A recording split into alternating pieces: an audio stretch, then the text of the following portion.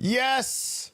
Hello, my beautiful friends, and welcome back. We have a tremendous live stream planned ahead. Another victory out of the Supreme Court. And this one, like the others, has all of the right people very upset about it. We're talking about maps, the great redistricting battle happening across America. And now, as we know, the Supreme Court said no more racist maps. We're not indulging that crap anymore.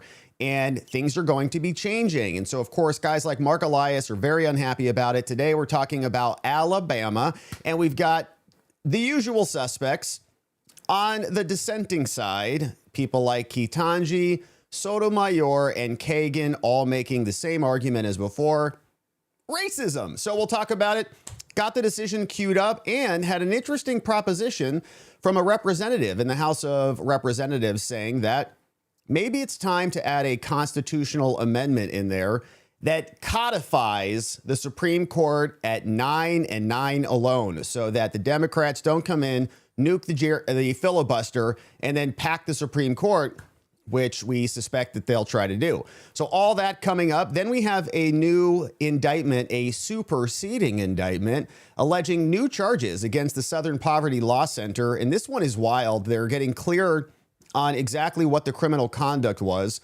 And apparently they were funding the Southern Poverty Law Center, the group that says these are hate groups and we have to fight against all of them, were apparently paying for materials to go towards Klan hoods.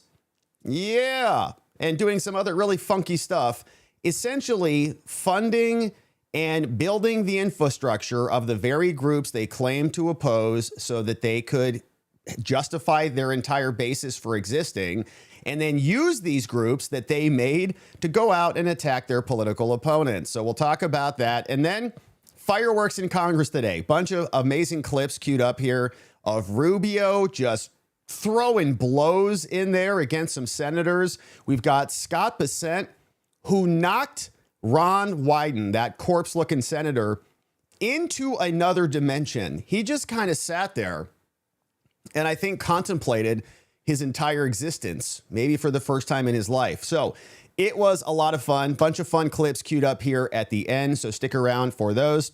And let's make sure we're coming across loud and clear before we dive into yet another SCOTUS victory. It looks like we're coming across loud and clear. Thank you for joining us, my friends. I hope your week has been outstanding thus far, and we really appreciate you joining us. Thanks for liking the video, subscribing, and all the things. And it is working. That means we can go ahead and get started. Victory yet again in the Supreme Court of these United States. And this one, as usual, was a 6-3 decision.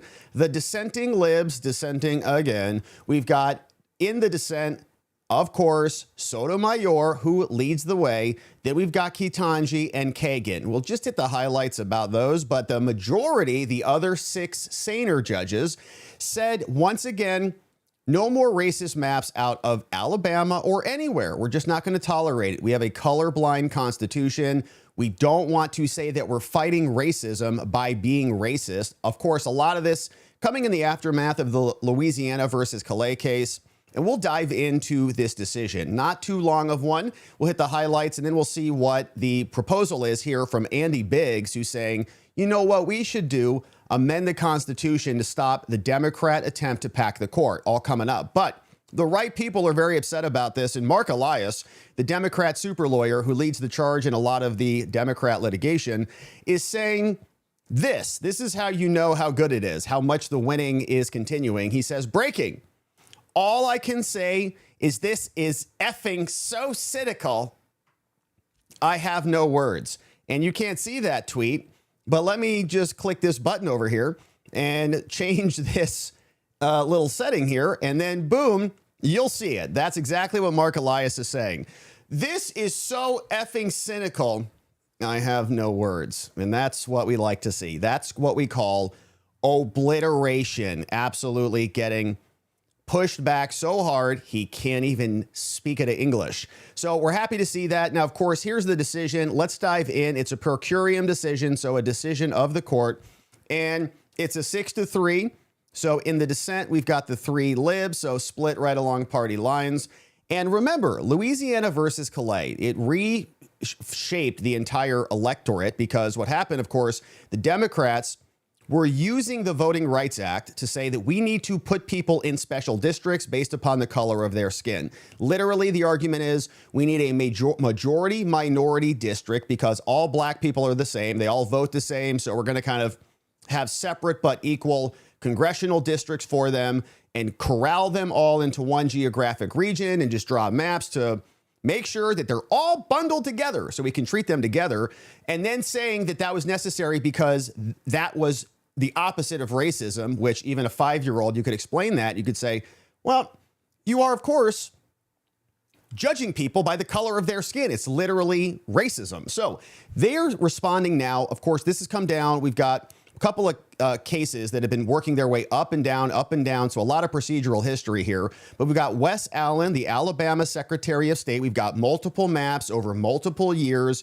We have a lower level district court judge that says, you have to draw a map this way in order to comply with the law. Then Louisiana versus Klay came down, rewrote the whole script, and now we're back here. So what we're seeing here is Wes Allen and others, they want to stay a lower level court's decision, which says that they can't use a map, they have to use a different map. And so here we go. Now they write, the Supreme Court, the majority, the same judges, they say in Louisiana versus Klay, which came down not long ago, to resolve the tension between vote dilution claims under Section 2 of the Voting Rights Act and our colorblind Constitution, meaning we don't use race, then other claims saying we do need to use race in order to prevent vote dilution. They were kind of inverting the law.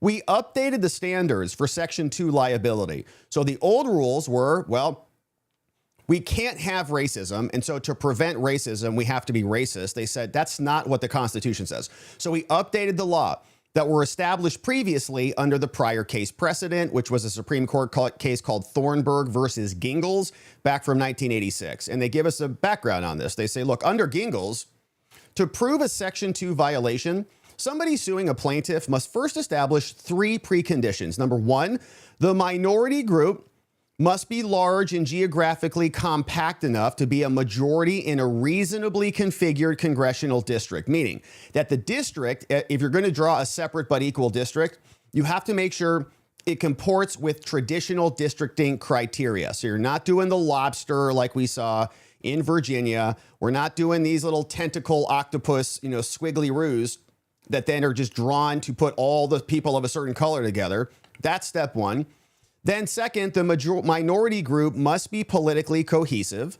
So again, it's kind of a racist concept, but it's like, well, I guess all black people vote Democrat, all black people are this, or all Hispanic people are that, or all Asians are like this or whatever. And third, the majority group must vote enough as a bloc to defeat the minority group's preferred candidate. Now, after establishing these 3 preconditions in the prior case, the plaintiff must then prove that the political process was not equally open to minority voters based on the totality of the circumstances. So those 3 factors, and then they were basically discriminated against. But Klay updated these standards. This is the new case that the Supreme Court just handed down, which caused a reverberation throughout all the maps across America.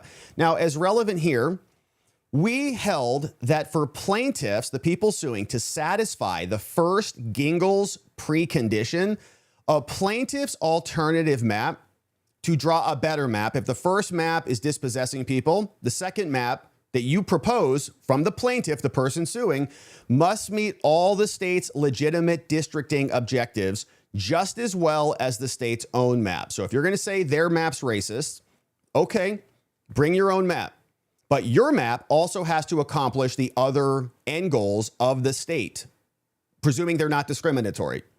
Now, those legitimate districting objectives we held include the state's specified political goals. And as we know, partisanship is perfectly allowed in drawing maps. Okay, somebody's going to draw the map somewhere. There's always going to be some element of partisanship in them. You don't like the partisanship, we'll go out there, campaign, change the state legislature, elect a different governor, use the political process, which is what the process is for, to affect the change. But you don't get to come in and just say, well, I don't really like, it's not fair to us. And because everybody can make that claim.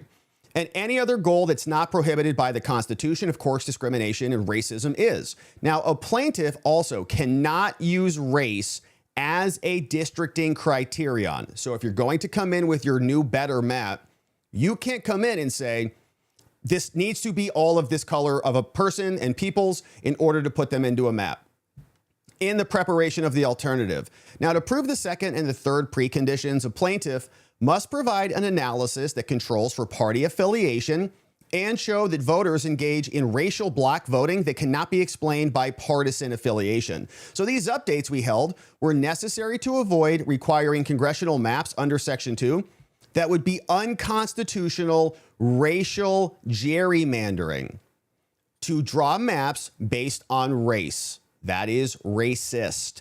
So after Klay, we vacated the lower court's injunctions that prevented the state of Alabama from using a congressional map that they passed back in 2023.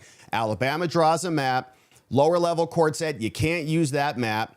Their argument is it's racist against one particular group. The other argument is you're making us use race in order to favor a political group. So the judge said, can't do it, use the other map. The lower level court held that the state's map violated Section 2 because it had only one district in which black voters were a majority. And it didn't include another black opportunity district. Okay, so it's not racist enough, in other words. You have to go draw another one to bundle up more black people in a separate but equal district.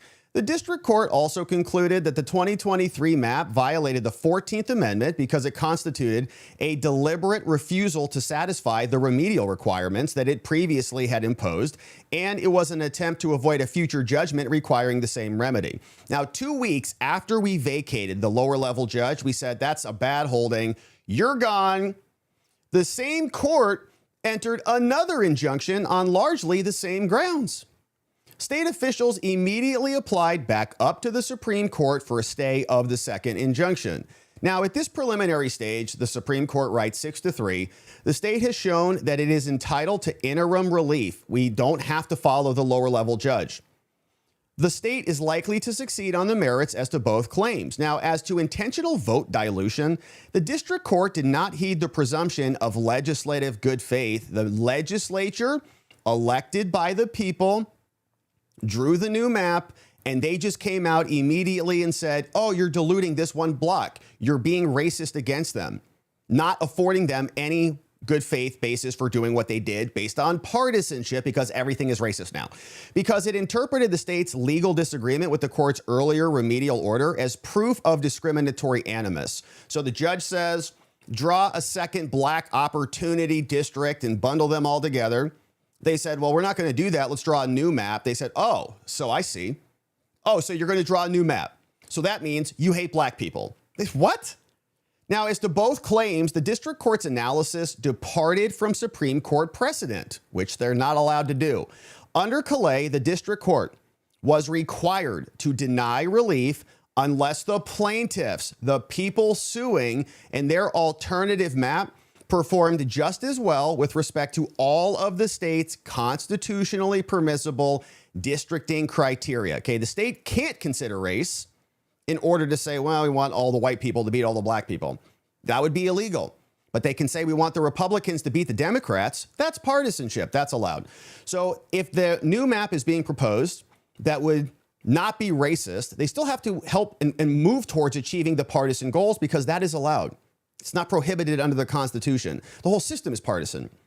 Yet the district court found a violation, though. Even though the plaintiff's alternative map would not perform just as well as to the state's constitutional criteria of keeping together the Gulf Coast community of interest and avoiding the pairing of incumbents. The lower court also failed to follow our instruction in the Supreme Court case called Klay, that the mere fact that voters of different races vote for different parties is not relevant to proving racially polarized voting patterns.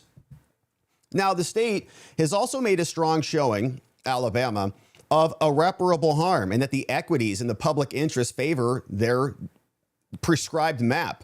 We have repeatedly cautioned that lower federal courts should not alter the election rules on the eve of an election And here, the district court interposed itself into Alabama's ongoing efforts to conduct its imminent congressional elections in 2026 under maps that its elected representatives selected. But they didn't like the maps because it would have cost them a couple seats. Now, it's view that conducting the elections under a court-imposed map, right? The judge went out and drew the map. He said, I like this map better. It's not as racist as you legislators. Well, that's not the court's role to draw the maps. And the state was following the rules. Its view that conducting the elections under a court-imposed map would be more convenient for the state is not a valid justification. Just because you think it's going to be better doesn't mean you can intervene and draw the whole thing anew. While federal courts should not impose changes close to an election, and this is really where the Purcell principle dichotomy comes in. They'll say, wait a minute, all these courts are interfering with the elections. It's June. It's so close to the election. So how can the court step in and interfere? They're not actually. This is the state getting its map back. This is the legislature that drew the map getting to use it. The courts, in this case, the district court, was the one intervening. Now the Supreme Court is undoing the intervention. And so there's a lot of criticism out there today. I can't believe it's doing this in June already. You guys did it. The lower level judge was the one who stepped in here and tried to revert the map back to his preferred prescription to not be a racist. So states are free, though. The state is free to decide for themselves whether last minute changes to an election are in their best interest. And that's what happened here in Alabama. So the applications for stay presented to Judge Clarence Thomas, greatest of all time, and by him referred to the court, are granted. The lower level order that dropped on May 26 from the lower level district judge is stayed pending the timely docketing of the appeal in this court. Should the jurisdictional statement be timely filed, this order shall remain in effect pending this court's action on the appeal. Now, if the appeal is dismissed or the judgment is affirmed, this order will terminate, and then you can fall back on whatever we decided. In the event that jurisdiction is noted or postponed, this order will remain in effect pending the sending down of the judgment of this court. So the map can go into effect for this election. The May 26 order is also stayed pending the timely filing of a petition for a writ of cert. Should the petition be denied, the stay shall terminate. In the event that it is granted, the stay shall terminate once we get a final judgment from the Supreme Court and pass that back down. It is so ordered from the Supreme Court of these United States. And they're very unhappy about this. Mark Elias, Gavin Newsom, they're all saying, this is racist. Well, allow us to draw our racist map. You're dispossessing certain minorities. And that's racist if you do that. And of course, they're not being dispossessed. Everybody has the right to vote. Nobody is being dictated how they have to vote or where they have to vote. They just can't draw maps based on race, which I thought was their entire argument, is don't treat, well, of course it used to be, don't treat people by the color of their skin, but by the content of their character. But they put MLK on a rocket ship and blasted him out of their entire ideology because that is their ideology. Everybody needs to be treated by their race, by their gender identity, by their sexuality, on and on and on. It's like a never-ending saga for them because they have no power if they can't promise people a bunch of things and then make them the victims of the system and then bundle all of those various victims together into their entire party. That's why we have LGBTQIA plus expialidocious, so on, two spirit, 2L people. It's the whole game in one little acronym. So that's what they said in the majority. 6-3, nice victory. And Mark Elias is going to have a rough night tonight. And we'll see what he does. But here's the dissent. Just show you exactly, essentially, what they're arguing. Here's Sotomayor, who is joined by Kagan and Jackson. So the three libs. They say these maps were tried and tested, and they protect black Alabamans and their right to vote. Wait a minute. Did they lose their right to vote? Or can they still vote in the new non-racist maps? Answer, yes, they can. And with which all voters and candidates alike are familiar. So it's just like a familiarity thing. It's already been on the books for a while. And so it's the right to vote together. So down the other lies one road, that's that. Down the other is a chaotic election This is a never used before congressional map that intentionally discriminates against black Alabamans. That's a lie. There's no evidence in the record that they drew the map in Alabama to intentionally discriminate against black people. It's not in there. But this is what they have to argue because they're just race hustlers, saying that Alabama adopted in an unashamed defiance of a prior court order, now being reaffirmed, and that will require officials to change the voter registrations of hundreds of thousands of voters in just days at best. Really? Was the Democrat Party very concerned about that when Virginia was gerrymandering to hell and they were about to strip their own Commonwealth friends and families of their entire representation when those were white people being dispossessed? No. They were going to flip it from a 6-5 to a 10-1 like that, illegally, unconstitutionally. And they were all screaming from the rooftops about how necessary this was. And it would require a bunch of things to change immediately. All the districts would change. People were announcing and buying yard signs that they were running for this new district that hadn't even been created yet. And then that all got reversed because it was illegal. So you get the gist of this. It goes on, but they say basically it is diluting black Alabamans' voting strength. And I don't know how. There's still the same number of black Alabamans in Alabama. They still all can go vote. They want to exploit them using their race to bundle them up into a district that is not actually representative of the people of Alabama. If it was, then they would vote for legislators who would pass in the legislature an actual bill or draw the map accordingly. But they're not doing that, okay? They're using the courts to bypass the system. And if Alabama wants to, they can go back and draw whatever maps they want. But they didn't. They elected people who drew the map that they drew. And what they have to do, like in many other cases, is go to the courts, go to the judges, and tell the judges, you don't want to commit a racist, do you? So now draw a new map that happens to give the Democratic Party perpetual power. It's like a whole joke. So they're getting called out on it. And again, they just always revert back. They cannot help themselves. They really have no other arguments. So they say, once again, after full merits and briefing, the court affirmed this. There was a discriminatory effect. And then, of course, we got Klay, and Klay changed the game. And so now this also happens a lot in Supreme Court law. Like the court follows the prior rule until that prior rule is overruled. Okay, Roe versus Wade was the law. The law was Roe versus Wade all the way up until the day that it wasn't. And so the court was following that precedent until they overruled the precedent. So Sotomayor and Kagan definitely know that. Ketanji, that's questionable. But their argument is essentially this is racist, and it goes on, much longer than anything you'll see in the majority. And it's all about racism. Now here, we're also out of time. In response, Alabama says the lower level court violated the Purcell principle because it was the legislature's choice, which it is. And that is a weaponization of Purcell. It's ignoring half the story. The court had a remedial plan and it was earlier than the rest of them. So in conclusion, they write, you get the point. I warned that vacating this injunction would unleash chaos. Nevertheless, the court forged ahead.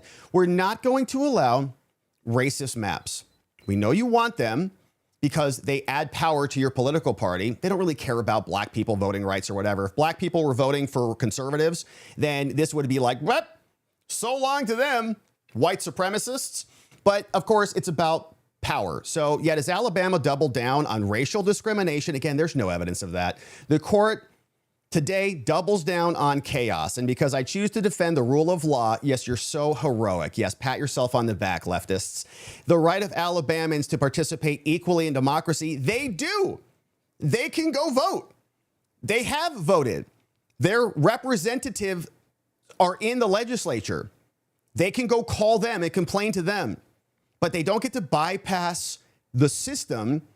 Not anymore, using race as an excuse to do it. So, all right, 6-3 decision, another big win. And I'm very happy to see the court is just holding firm in this or not. Sometimes you'll see the Supreme Court, issue a blanket rule and then issue all these carve outs. Well, except this one and except for this and except for that. Not happening here. It is across the board. So another big win out of Alabama. And Mark Elias is so effing cynical, I have no words. I'm sure he'll find his words the next time he goes on Rachel Maddow's show. But we also saw that in the House Judiciary Committee, Chairman Jim Jordan kicked it over to Andy Biggs, who's running for governor in Arizona. And he gave us a little bit of a preview of what is coming down the line in the House, saying Democrats want a Supreme Court that obeys them instead of the Constitution. The Constitution is so annoying to them. Right? It's a charter of negative liberties. They want positive liberties. They want it to be the government can't do these things. OK, negative liberties can't do these things. You are prevented from enforcing your will upon the people. All of the rights reserved back to the people. And those are liberties for us. And in other words, things that the government can't do to us because we should do them for ourselves. That's called freedom. They don't want that. They want positive liberty such that the government can, give you this and give you that and control this and control that. The problem with that is then they can take it away. And the things that they give you, they generally fail at because it's a bureaucratic hellscape that is governed by lots of people who are very dumb, actually, and who are not interested in the well-being of their constituency, as we see every day in Congress. But Andy Biggs does care. He says, this is exactly why we cannot let them pack the court with the radical left-wing judges, these people who believe in a living, breathing Constitution. Well, I know the law says that, but was that the intent of the law? And the law is now old. It's 100 years old, and it's now 2026. And so we should try to think about what they meant and what they intended to do 100 years ago and then update it into now, into modern times. The Constitution is living, breathing, and it changes with the dynamics of the time. That, of course, is not how law works. And you want to change the law because you don't think it's reflective or it's no longer useful? Go back to Congress and just update it. They can pass a new law. The courts don't get to change it and update it. Okay, that's called the separation of powers, but they forget about all that because they can't get stuff done in Congress. They can't get abortion, which they think is their sacred calf, and the most important issue in the world passed at the federal level. So what do? They go to judges on the Supreme Court and they invent a new penumbra of rights that they just cobble together from privacy rights and say, oh yeah, this fits. And they create legislation, essentially like a 3-trimester framework. The whole thing's insane. So Andy Biggs says we cannot continue to allow them to pack the court. They're going to try to do that. This is why we're so irritated with John Thune and the rest of the Senate, saying maybe you guys should preemptively end the filibuster, because if they take the House back and the Senate, they're absolutely going to do that. And then they're going to cram their communism down our throats and pack the court if they can get away with it. So how about we just amend the Constitution, cap it at 9, end of story, and everybody can play within the rules. Here's Andy Biggs. Founders built a system of checks and balances to protect the American people from concentrated power. Nice. They understood that liberty survives only when power is divided, restrained, and accountable. A central part of that design is the Supreme Court. Its duty is to defend the rights and freedoms of every American, not to serve as a political tool for any party or administration. Alexander Hamilton made this clear in the Federalist 78. He wrote that the court must remain independent from the political branches so it can stand as a barrier against unconstitutional acts. The judiciary was designed to be the quiet guardian of liberty, insulated from the passions of the moment, and be the weakest branch. Opposition to court packing is not new and not partisan. Justice Ruth Bader Ginsburg warned that court packing was a, quote, bad idea, close quote, and that, quote, if anything would make the court look partisan, it would be that, close quote. Justice Stephen Breyer called court packing a structural alteration that would erode trust in the judiciary and reminded his own party, quote, what goes around comes around, close quote. Even President Biden, back in the day when he still believed in judicial independence, called FDR's court packing plan a bonehead idea and a terrible, terrible mistake that threatened the independence of the Supreme Court. Now that's something that President Biden said that I could really agree with. Yeah, well, President Biden's own Supreme Court Commission refused to endorse court packing. The commission admitted that it was divided on expansion and warned that adding seats would undermine the court's legitimacy and damage democratic values. They concluded that the risk of court expansion were considerable, including the likelihood that it would erode, not restore, public trust. Court packing is a direct assault on that independence. It is an attack on the Constitution itself. It is an attempt to turn the Supreme Court into an extension of political power rather than a check on it. We must ask a simple question. How can the Supreme Court protect Americans from government overreach if the same government can pack the court whenever it dislikes a ruling? How can the court restrain unconstitutional power if it can be punished for doing its job? And history gives us a clear warning. When President Franklin Roosevelt tried to pack the court in 1937, Congress, including Democrats, rejected it outright. FDR even attacked the justices personally, claiming, quote, lowered mental or physical vigor, close quote, made them unable to understand modern problems. Right. Congress responded with bipartisan outrage. Members introduced at least 10 constitutional amendments to fix the court at 9 members. The Democrat-controlled Senate Judiciary Committee called FDR's plan, quote, an invasion of judicial power that violates every sacred tradition of American democracy, close quote. And the Senate voted 70-20 to strip every court-packing provision from the bill. Both parties understood then what we must understand now. Court packing is a direct threat to the Republic. Yep. Many of my colleagues across the aisle have pushed court packing schemes for years. It's not new. The ranking member, Raskin, ranking member Johnson, and others made it a central goal during the Biden-Harris era. Their objective has been the same from the start. Intimidate the court, pressure the justices, clear the way for their agenda. And let's be honest, they had no problem with the court when it delivered rulings they liked. They celebrated Roe v. Wade for decades. Yep. At the moment the court issued Illegal rulings they disagreed with, they demanded the institution be blown up and rebuilt to guarantee political outcomes. Their goal is not ethics, it's not policy, it's power. One of their own members, former Representative Mondaire Jones, said the quiet part out loud, quote, nothing will be enough to protect our democracy short of sending this far-right majority on the court to its rightful place in the minority and into the dustbin of history by expanding the Supreme Court, close quote. That's not about legitimacy. That's about punishing the court for doing its job. After the Dobbs decision, Democrats held hearings designed to delegitimize the court and inflame their base. They claimed other rights, interracial marriage, same-sex marriage, contraception, were at risk, even though the Dobbs majority explicitly stated otherwise. They used the hearing to launch personal attacks on Justice Thomas for expressing views he has held for decades. Some even insinuated he omitted Loving versus Virginia because of his interracial marriage, a disgraceful and baseless smear. This is not about protecting rights. That was about intimidating the court and rallying the far left.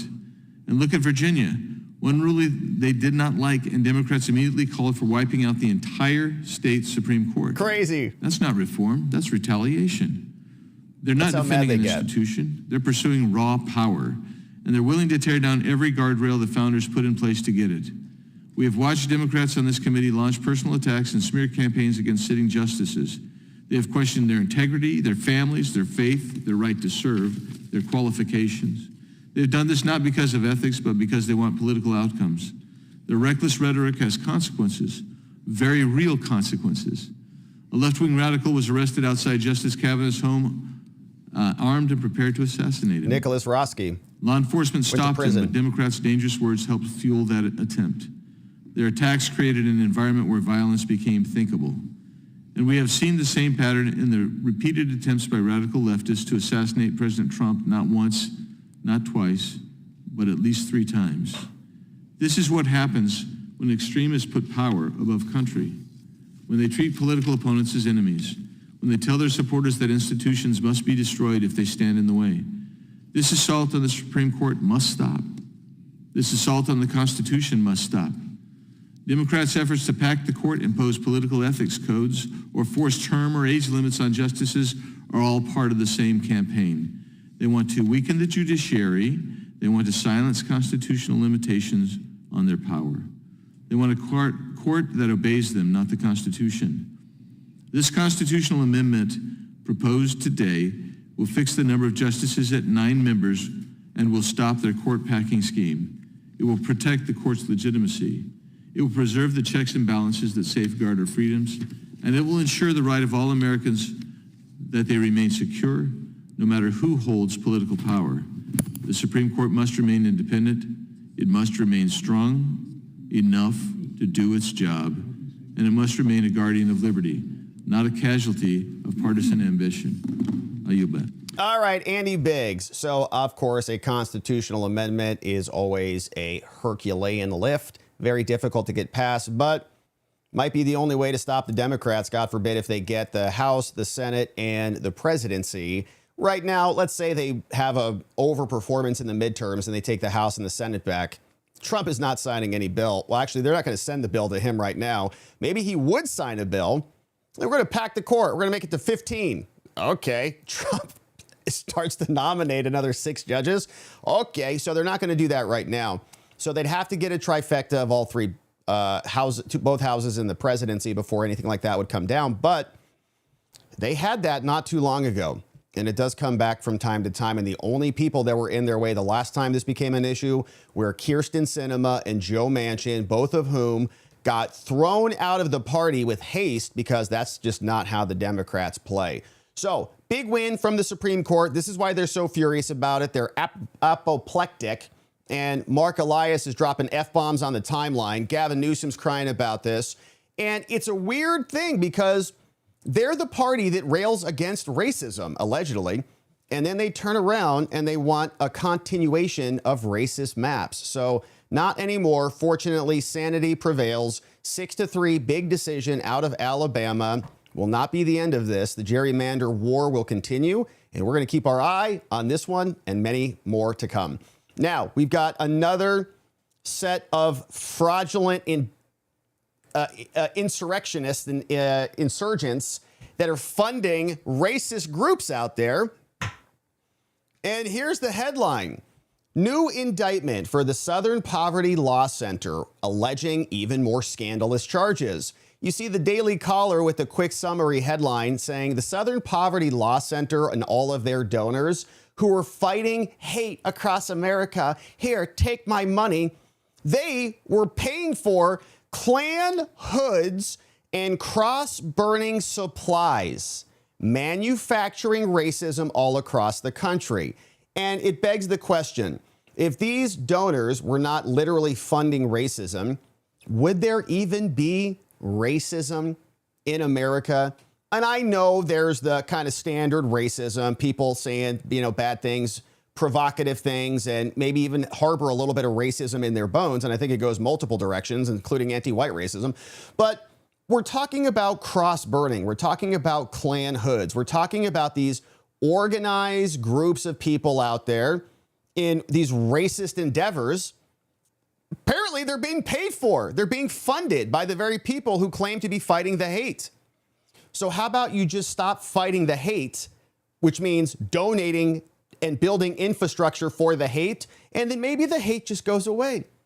But then if that happened, they wouldn't have this tool to wage war against their political opponents all across the country. So we've got the full indictment here queued up. It's a superseding indictment, which means there was already an indictment, but they're slapping another one on here to introduce some new allegations, and they just get even worse than the last one around.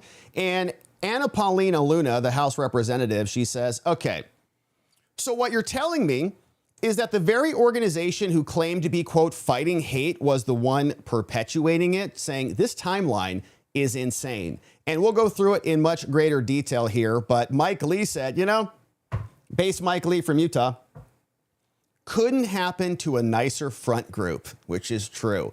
So they're manufacturing this so-called racism all across the country. Turns out they're the funders of the racism, which means maybe they're the actual racist. And I don't know how many of these donors knew about it or not. But this is what they do. They manufacture claims when they didn't have anything to say against President Trump back during the first campaign. Hillary Clinton was in the middle of her email scandal. They needed something on Trump. So what'd they do? They made it up. They went and got Hillary Clinton campaign propaganda and fed it to the intel agencies. And then the intel agencies spread it all around the media and said Trump is colluding with Russia, and then impeached him largely in the aftermath of that. So it was made up. It happens in multiple different domains. And of course, we saw it with J6. We saw it with Stormy Daniels. We saw it with E. Jean Carroll. They said Trump was part of an effort to steal elections, made all of that up to throw them off the ballots. It's their entire MO. So why are we surprised that it's happening here? We're not. But here are the details. Now, They write from the DOJ in a fresh superseding indictment. They say the stated mission of this group included the dismantling of white supremacy and, quote, confronting hate all across the country. However, unbeknownst to donors, and I have questions about that, some of their donated money was actually being used to fund the leaders and the organizers of these racist groups, literally, including the Ku Klux Klan. They're paying for them, the Aryan Nations, and the National Alliance. And they had these paid informants. They called them field sources. They went out there and they engaged in the active promotion of racist groups at the same time that the SPLC was denouncing the racist groups on their websites. They also had a field source who was a member of an online chat group that planned the 2017 Unite the Right rally that was in Charlottesville, which became the scandal that was perpetuated across the media Trump's entire administration. And that was the reason Joe Biden ran for office, as he said, because Trump said there are fine people on both sides, very fine people. Remember that? All a quote that's completely made up. You can read the full thing in context. The very next sentence is, but not the white supremacists. I condemn them totally. They left all that out. So it's all made up. The Southern Poverty Law Center engineers these types of organizations and then smears the people who are responding to them. It's theirs. This guy was in a chat group making the whole thing up, planning it. So that field source also made racist postings under the supervision of the SPLC. So their little lie that this is all like informants, like federal informants or something, is made up. They were coordinating it and paying for it. They also helped to coordinate transportation for the event. In order to covertly pay for these field sources, Fs, they call them, they opened bank accounts connected to a series of fictitious entities, and the covert nature of these accounts allowed the SPLC to disguise the true nature, the source, the ownership, and control of the fraudulently donated money, and they paid these racists for it. And you have to ask yourself, like, if they weren't getting funded, would they continue to do that thing? They're essentially incentivized. Oh, I can make hundreds of thousands of dollars being a racist.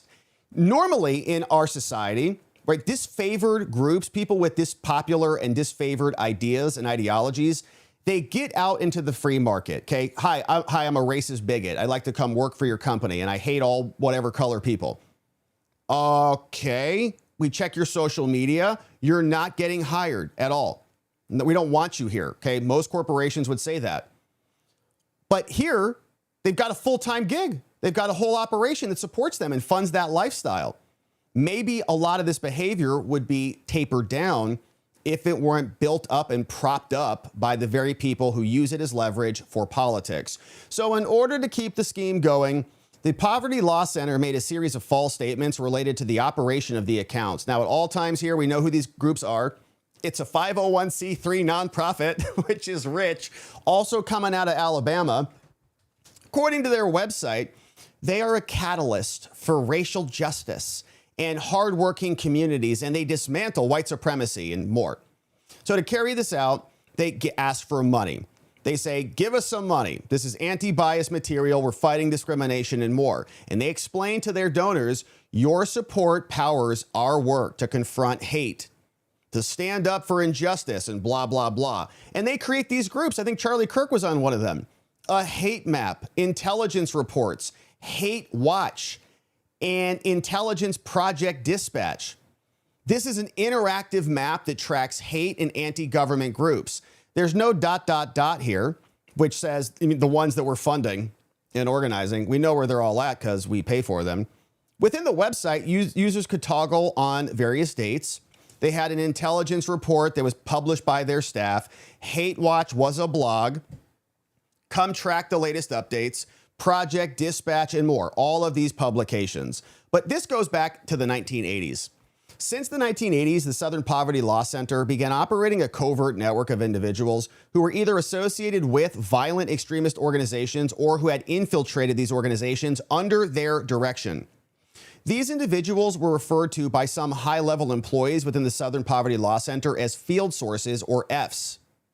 Upon entering into an agreement with an F, a field source, so F for field, they assigned each F a unique field number. The SPLC assigned these numbers in chronological order, and then they paid them with that donor money.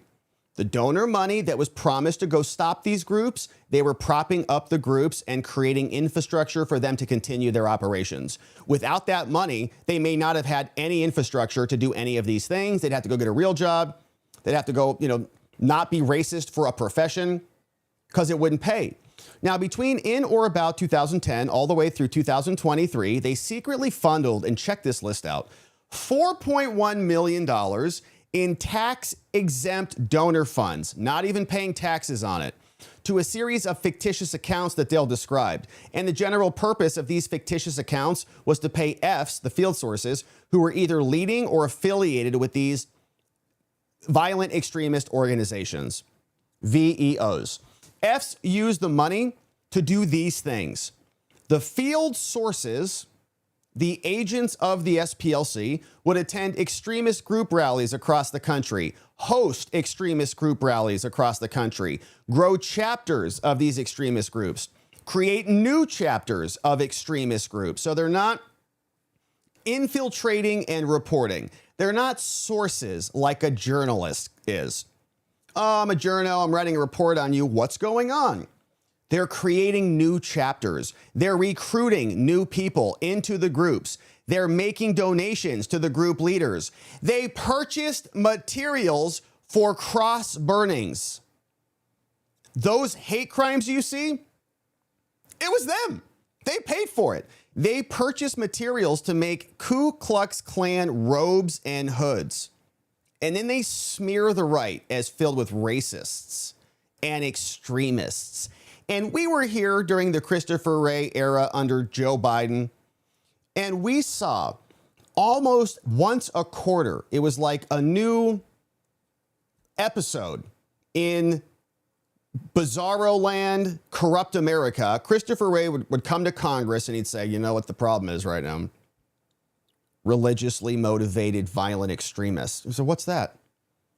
Catholics and their parents at schools. They're haters, whatever. They're a new group and then it was, ideologically motivated violent extremists. And then it was whatever. There was a whole list of them. Every quarter we got a new one, like a new product being released, and they justified it to Congress. And then Congress would say, well, it's a lot of hate groups.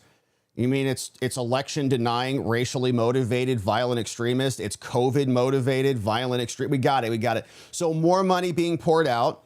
And it's almost like there's an assembly line, like a sausage factory. The SPLC instigates and develops these hate groups. Then they funnel it over to the government. The government says, we don't want any hate groups. What can you do about that, Christopher Wray? I know.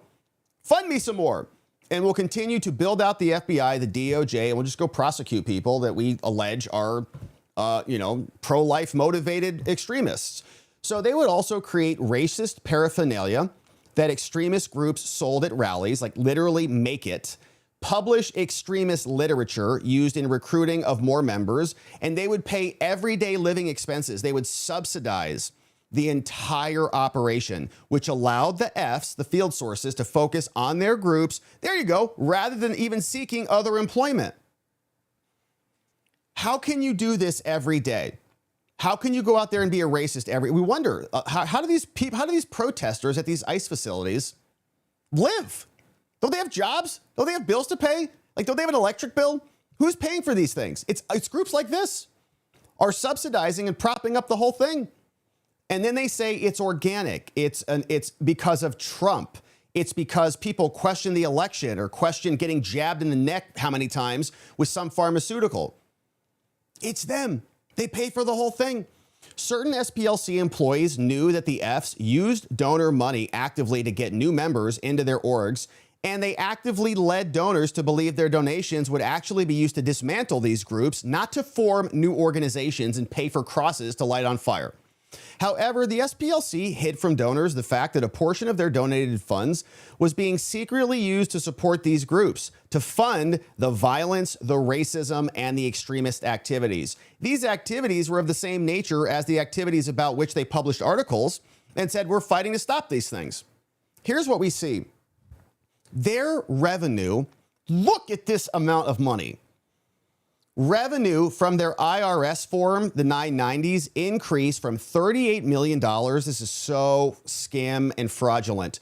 $38 million to $129 million. Do you know how much money that is? Do you know the scale of what we're fighting? In 2023, 233%. And during the same time period, their assets grew from $238 million in 2010. Think about the size of this. To $786 million. Making sure I'm counting these commas right. Almost $1 billion entity in 2023. It's a Goliath. It is so massive that it's really unbelievable how big it is. And they would take that money and then funnel it out to the Fs. Employees at the SPLC, including a person who would become the CFO at one point and the person who would become the director, among others, they then created bank accounts in order to fund these entities. They had the Center Investigative Agency, called the CIA. They called it Fox Photography, fake. Northwest Technologies, the technology was paying for racism. Tech Writers Group, Rare Books Warehouse, Imagery Inc., J&J Electronics, Kelly's Marine, Turner Personnel, all fraudulent entities to defraud their donors. We're donating to a nonprofit to stop racism. They take the money out. They promise you one thing. Hi, I'd like to donate to stop. Hey, thank you, Grandma. Amazing. We're going to do that. Take your money, put it into a fake bank account, and then pay the racist groups in direct opposition to what you just promised that nice old lady. So these fictitious entities were never incorporated. They had no bona fide employees. They conducted no legitimate business at all. And the banks were also insured by the FDIC. Now, without disclosing any of this to the donors about the true use of a portion of their donos, the SPLC secretly used this money to fund these activities and get a load of this amount of cash. They secretly paid one person, F9, more than $1.2 million in donors' money. This person infiltrated a neo-Nazi organization called the National Alliance while clandestinely receiving donors' money through the Tech Writers bank account. F9 was also literally fundraising for them. So they're subsidizing a fundraising person for a neo-Nazi organization. The money F9 raised helped the National Alliance carry out their extremist activities. And if she wasn't being subsidized, if she wasn't getting paid from them, maybe she couldn't do that. $1.2 million for one person. In 2014, the F9 person broke into the headquarters of an extremist organization and stole 25 boxes of documents. F9 transported these documents across state lines from West Virginia to North Carolina.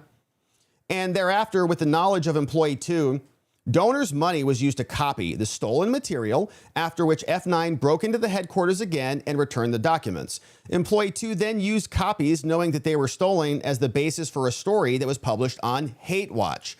The SPLC then used this story to solicit more donations, and then Employee 2 afterwards was paid $6,000 in donors' money to take responsibility for the burglary to another person called F39. So then the SPLC paid F9 for over 20 years. However, in just the time period alleged in this superseding indictment, they secretly paid F9 over $1.2 million. Most of this money was secretly funneled through a fake bank account. Employee 2 also oversaw the payments of the donor money to the various field sources, including F9. Employee 2 was also in a romantic relationship with F9. What? So the Southern Poverty Law Center is indicting neo-Nazis. And you know what I mean by indicting. Like Fannie Willis style. Like Judge Eleanor Ross style in her office, in her judicial chambers. So Employee 2 is literally boinking F9, who works as a fundraiser for a neo-Nazi organization. Great. So they're not just paying them with cash, they're paying them with some extracurricular activities too. So and I wonder what the ethnicities of these people are. Anyways, during this relationship, employee 2 and F9 shared a house and 2 bank accounts. Between 15 and 21, approximately $140,000 in donor money went into that operating account through the tech writer's bank account and ultimately was deposited into a joint account held by the neo-Nazi and an SPLC employee. This amounted to 66% of all money ever deposited into their joint bank accounts. And they were a couple. They used it to pay for their living expenses. And donors never knew. You're paying for, we're not actually fighting racism. We're sleeping with the racists, having intercourse with them. Okay, can I have my money back? The SPLC secretly paid another person, F30, more than $70,000. And F30 led the National Socialist Party of America, was a member of the KKK, and was a leader of a faction of the Aryan Nation that has chapters in 17 states. In 2010, out of money and seeking to get out of the white nationalist movement, he says, I'm out of this, F30 reached out to the SPLC unsolicited and discussed a plan. Thereafter, the SPLC employee offered F30 a monthly salary of $2,500 and payment of expenses to continue to lead inside the organization. He said, I'd like to leave. They said, no, you got to stay in there, keep working for them. The SPLC then provided Bank 2 with documentation saying, oh, F30 is a Rare Books employee. And this was materially false. He didn't work for them, for Rare Books. F30 was issued a Rare Books employee pay card. Then from 2010 to 2016, they secretly moved $70,000 in donor money through a fake CIA account, not a real CIA account. They called it whatever, investigative agency, to the Rare Books account, and then back over onto the pay card. F30 also received some donor money via an automated clearinghouse for transfers there. F30 then used that donor money to travel to extremist rallies, host extremist rallies, all propped up, right? Probably doesn't even want to be a racist anymore. He's like, I got to get out of here and go get a real job. Like, no. What are you, nuts? No, you're a racist. He's like, I am. No, you are. Just go and, keep doing a racism. Donate money to leaders of other extremist organizations. Recruit new members into his extremist organization. Publish racist and extremist material to recruit new members. Doesn't even want to do it. He's like, it's a job. It pays. Racism pays, so whatever.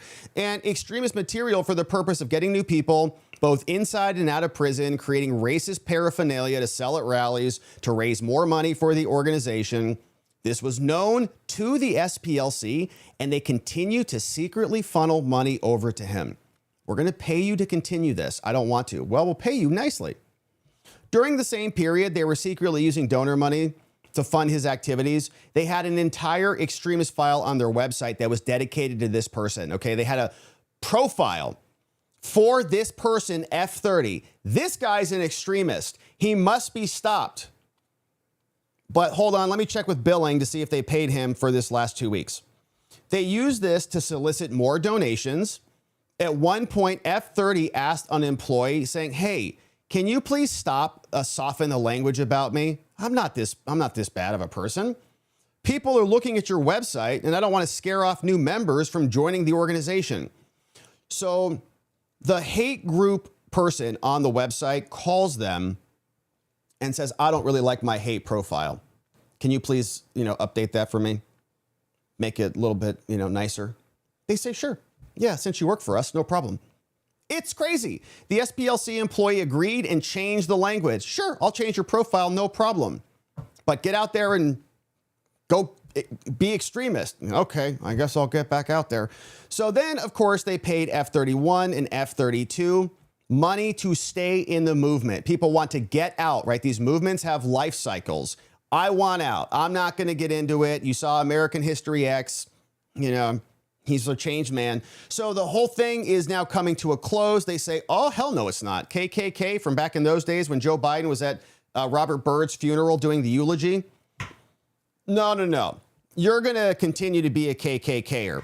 These two, F31 and 32, were members of the KKK. In about 2010, F31 and 32 feared from their safety from other Klan members that we wanted out.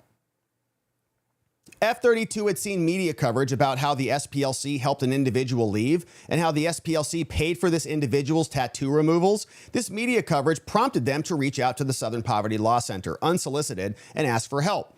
So these movements, of course, society is progressing. We're becoming less and less racist. Okay, all the things. So they want out. They're going to naturally dissipate. Okay, it's no longer the, 1900s. It's 2026 now. We're moving beyond it. No, we have to fund it. It can't change or else we're all screwed. So they said, we want to get out. An employee invited them to Montgomery for a meeting. There, despite their request for help of getting out, they encouraged them to stay in the movement and offered to even pay them $1,200 a month, as well as to pay for expenses that you need. Once they were financially backed, they agreed. They're like, sure. What are we going to do? Go get a job somewhere with a history of being a KKKer? No, like you're excommunicated, you're tainted. And we have really no choice. They say, sure, you'll pay for everything and we'll get a monthly stipend of $1,200. Sure. So thereafter, then the employee provided them with bank documentation, calling them again a rare books employee. Based on this false representation, they got a employee bank card. Then another SPLC employee told F31 and 32 that if anyone asked where the money came from, just say you got a job at Rare Books. What do I do there? You help college students research and write essays. Okay. So the SPLC then and the employee told them this was for their own safety. They never, ever researched anything. They never wrote any essays for any students anywhere. Now, although the SPLC employee claimed that they needed to be paid as employees for their safety, donors' money was paid to them from the operating account, through the CIA account, through the Rare Books account. So donor money comes in.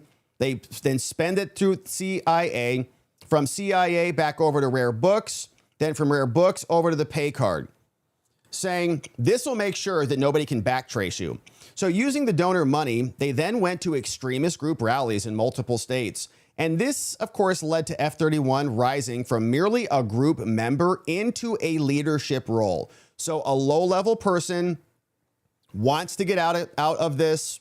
He stays in. He's funded to become a high-level person. The organization would start to fracture and dissipate, but for the SPLC's cash and support. In the new leadership role, he then actively recruited new members, once again using donor money. F32 also participated in recruiting new members using donors' money. In addition, the employee knew that the donor money was also going to be purchased. The Southern Poverty Law Center knew that the donor money would be used to purchase KKK garments for others, paying for the very racism they claim to fight. So they were reimbursed by donor money for all of the expenses, and they even were reimbursed for cross-burning events. They paid, the Southern Poverty Law Center paid for the wood and the fuel of the burning crosses, and then updated the website when they got a little bit too aggressive with his profile on their online portal. So the SPLC, then also another person, F42, now comes into the picture, 155 Gs. This person, 42, was the former chairman of a neo-Nazi organization called the National Alliance. And between 16 and 23, they secretly paid this dude more than $155,000. The money moved from the SPLC account to the CIA account. Then checks were issued out of there. He also got ACH payments directly out of the fraudulent bank account. During the same period, the SPLC was secretly paying this person with donor money. Again, they put him on the website. He's in our extremist file. It's like they're employees. They solicited public donations to stop extremists, and that was at the same exact time they were paying him. So donate on this website to stop this man. Your donation goes right into his bank account. That's fraud. So they secretly also paid F37 $300,000 over here. Now, F37 was not even involved in an organization. Before F37 reached out, they said, hi, SPLC, I like your mission. I'd like a job. And while receiving payment by the SPLC, F37 made multiple racist posts on social media accounts under the supervision of an employee there. Yeah, no, change that. No, just say the N-word. Well, just say it. Just say it. It's more authentic. Just put it in there. Okay, so in 2017, F37 was a member of the online leadership chat group that helped plan the Unite the Right rally in Virginia. The Fine People hoax scam emanated from this, saying that the employee directed this person to attend the event in which one woman and 2 law enforcement officers were tragically killed. F-37, via the SPLC, literally assisted in arranging transportation for others involved in the movement to the event. Now, the SPLC also extensively covered Unite the Right on its various media platforms. Both at the time of the rally and in the following years, it led to a massive fundraising windfall for them, with open source media reporting that they made and more than doubled their previous year's revenue. They engineer the racist endeavor, and then they double their revenue. The SPLC did not disclose to its donors that they paid somebody to go and organize it. Between 14 and 23, they secretly paid this person 37 over 300 grand. The majority of the money paid to 37 flowed from their operating account back to the CIA, back to the Rare Books account, finally onto 2 pay cards, saying that person was an employee, all fake. Then they got also written checks, and they made payments using the monikers Rare Books 050, IP Research Con 050. Another person, 27, comes into the mix. $350,000 here. And there's a lot. But that's the point. It's an extensive network, a dragnet of individuals connected with them, propping up the whole racist industry. F-27 was reported as an officer of the Nationalist Socialist Movement, the Aryan Nations, also affiliated with the Sadistic Souls Motorcycle Club. Between 14 and 20, they secretly paid F-27 more than 350 Gs. Same pattern, SPLC, CIA, Rare Books, false pretense, Rare Books employee, used same monikers, Rare Books and more.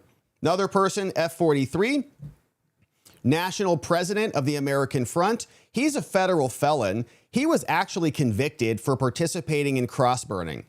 They said, perfect, you're going to do great here.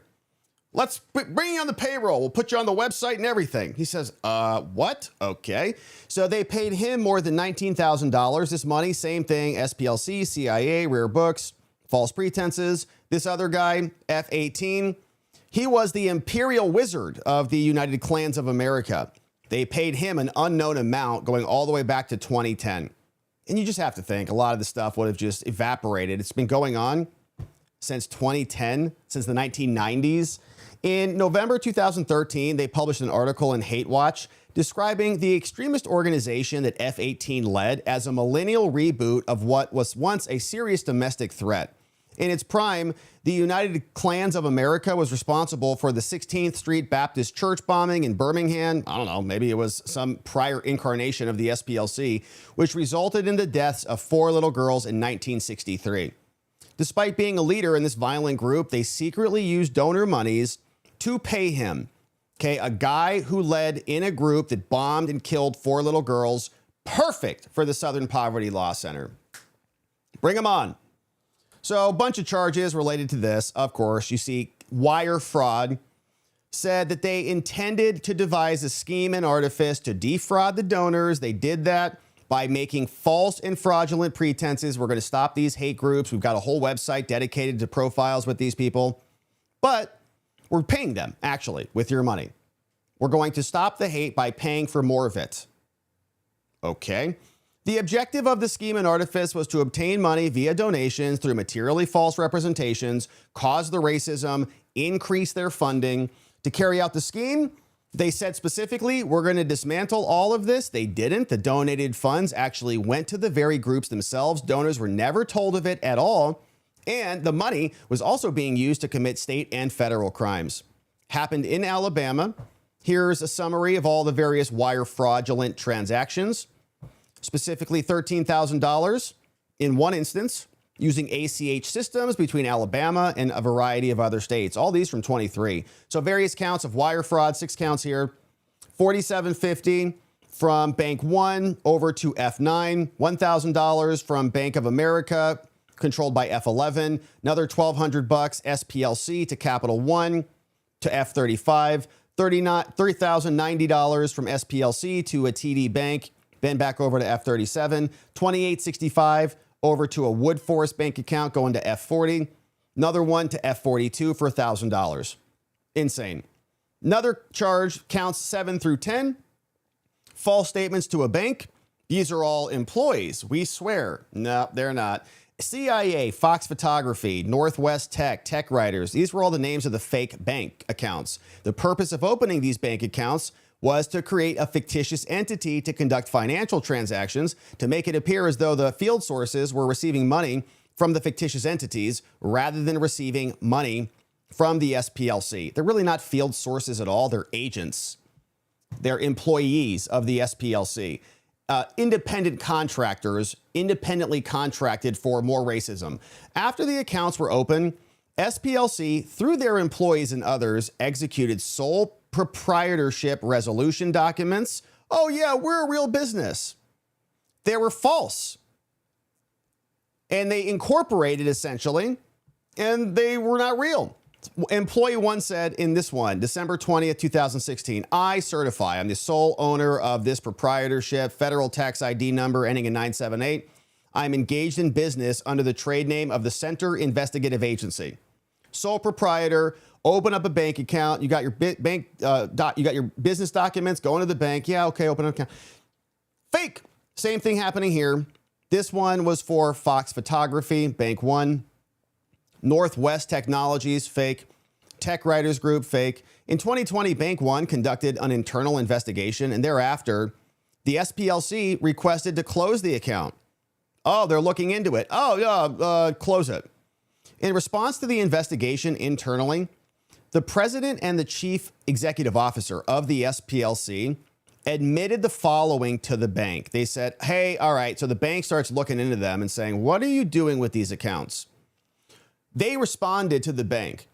Pursuant to the discussion we had earlier this week, please let this correspondence serve as confirmation that these bank accounts were in fact open for the benefit of the SPLC, admitted it, and operated under our authority. So it wasn't actually the CIA, it wasn't actually Fox Photography, it was all just the SPLC. They admitted it in writing and said, so Rare Books was ours too. And so just so you know, that's where it came from. So then, of course, we get down to count 11, money laundering. All those follow the bouncing balls. That's what it was. After receiving donated funds via wire in the prior alleged counts, they then transferred them all over the place and laundered them into various accounts, including Fox Photography, Northwest Tech, and the rest of them. All of these transactions were designed to conceal the true nature of what we were doing, which was paying the agents of the SPLC to continue up the scam. In addition, a portion of these proceeds that had been deposited were deposited in other accounts. And again, all designed to conceal the true nature of what they were doing here. Now, after closure of these fake accounts, they then altered their method of conducting these transactions. And now I think there's a lot of different technology now. Like now they could just make payments in crypto or something. So I doubt it stopped at all. It's probably gotten a lot more sophisticated than even needing bank accounts. Specifically from in or around August 2020, they used ACH systems to pay with donated funds, all of it designed to conceal the truth of exactly what they were doing here. And so they want any forfeiture of ill-gotten gains and property traceable back to the money laundering. The new indictment dropped, and boy, that was a good one. So it just gets worse for them. And the response to the first indictment was, we're just journalists. These are just sources. They're actual sources, and we're doing investigations. They were paying for materials to go burn the crosses. We saw in here, they're even sleeping with each other. They had people who wanted to get out of the racist hoax factory and said, we want to get out of this. Maybe they were part of bona fide racist organizations. We want out. They said, you're not going anywhere. We'll pay you to continue to be racist. You've got no other skills. You've got no other utility. You can't go get a job at some, reputable location. So just stay there. We'll make sure you're taken care of. We'll pay you to organize these things.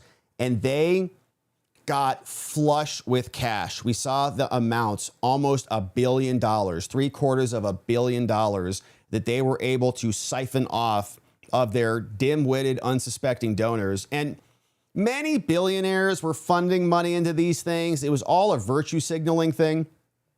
So they all should be shamed into oblivion too.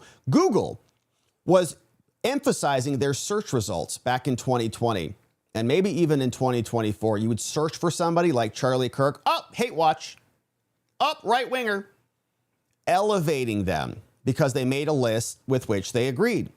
So they should all be shamed. Everybody who donated to the SPLC, many of them probably did it with, a good faith basis that they were not propping up racism, but turns out they were.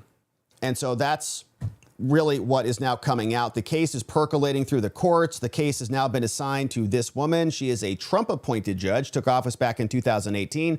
Her name is Emily Michelle Cootie Marks, and she's in Alabama. And so this new indictment has now hit. They've already filed a motion to dismiss the SPLC. And so we'll see what this superseding indictment does to that. But they'll also have another response, no doubt about it. And the case will continue to develop. But very nice set of charges. And I'm sure this is just the tip of the iceberg, man. There is probably many more field sources and many more thousands, millions of dollars ultimately over the course of their existence that was out to prop up this entire industry, which they got a benefit from. So we're happy to see some justice is coming soon. Once new documents drop, we'll keep our eye on the pertinent and exciting ones, and hopefully you join us as we do. Thank you for subscribing wherever it is you're watching this, and we'll have the updates on this one soon. Now we've got some fun stuff that happened in Congress today, and this is just outstanding. This is Senator Ron Wyden, and he got into an exchange today with Scott Bessent, who I think knocked him into an entirely different dimension, and it's about Ron Wyden's kids, who in this case apparently had a very close affinity and proximity to the Epstein class. And here, of course, is Scott Bessent, not mincing words about this today, obliterating Ron Wyden. And I had hoped to keep this, in terms of the economy, Senator Wyden has mendaciously slandered the Treasury building in an attempt to cover up his son having an investment meeting with Jeffrey Epstein to ask for funding. Thank you. Thank you, Scott. Mr. Chairman, Yes. let's be clear here. Nobody is interested in the ramblings of a capo in the most corrupt regime in American history. We want to get some facts about this deal. That's what we're here for. Thank you. Well, thank you, and I will ask my questions first today. And we would like to hear what Adam Wyden and Jeffrey Epstein talked about. Your son's largest investment position was Rick's Cabaret. So did your son and Jeffrey Epstein talk about pole dancing as he begged him for money using your limited credibility? Okay. I'm going to proceed with my questions, and Mr. Secretary. And you can just see him in an entirely different dimension. He got obliterated on that one, couldn't even speak. He just said, all right, I'll just sit here and shut up, because he's having flashbacks to his son's time with Jeffrey Epstein. So that was a lot of fun. Now, Scott also came out and he was getting into it with Tom Tillis. We know that Bill Pulte has just been nominated to be the acting ODNI to replace Tulsi Gabbard as she cares for her husband. And this was an interesting exchange. Of course, Tom Tillis has just become absolutely worthless for whatever reason. I don't know if he's got a nice landing spot after he decides he's not going to leave or not going to run for office again. But Bill Pulte, I think the main benefit of having him as acting is the senators hate him so much that whomever is nominated next will definitely get the nomination just so that they can get rid of Bill, which is, I think, a very smart play. But here was Scott Bessent also explaining, he doesn't play around, man. You don't want to mess with Scott in the White House. Very low volume. Going to punch him in the face? No, sir. I actually said I was going to kick his ass. Good. Okay. Good. I share the emotion. Thank you. And as I said, that was last summer, summer 25, and many teams have fights in the locker room and then go out and win for the team on the field. Yeah. No, I was just curious because everybody's going to be showing that. I made it clear I'm not going to support Pulte. Yeah, you don't support anybody, Tom Tillis. Okay, so very low audio on that, but Scott Bessent said that I didn't say I was going to punch him. I said I was going to kick his ass. And that's what happens. That's what happens in these very contentious battles is people go at each other and then they just resolve it and let gentlemen and bygones be bygones and get back out on the field. How many times have you been on a team, you're like looking at your teammate and you say, are you freaking stupid? How could you be so dumb? What were you doing? What were you trying to accomplish there? You can't jump. You can't hit. You can't, nothing. And then you go and you win the game and you go and you have a beer.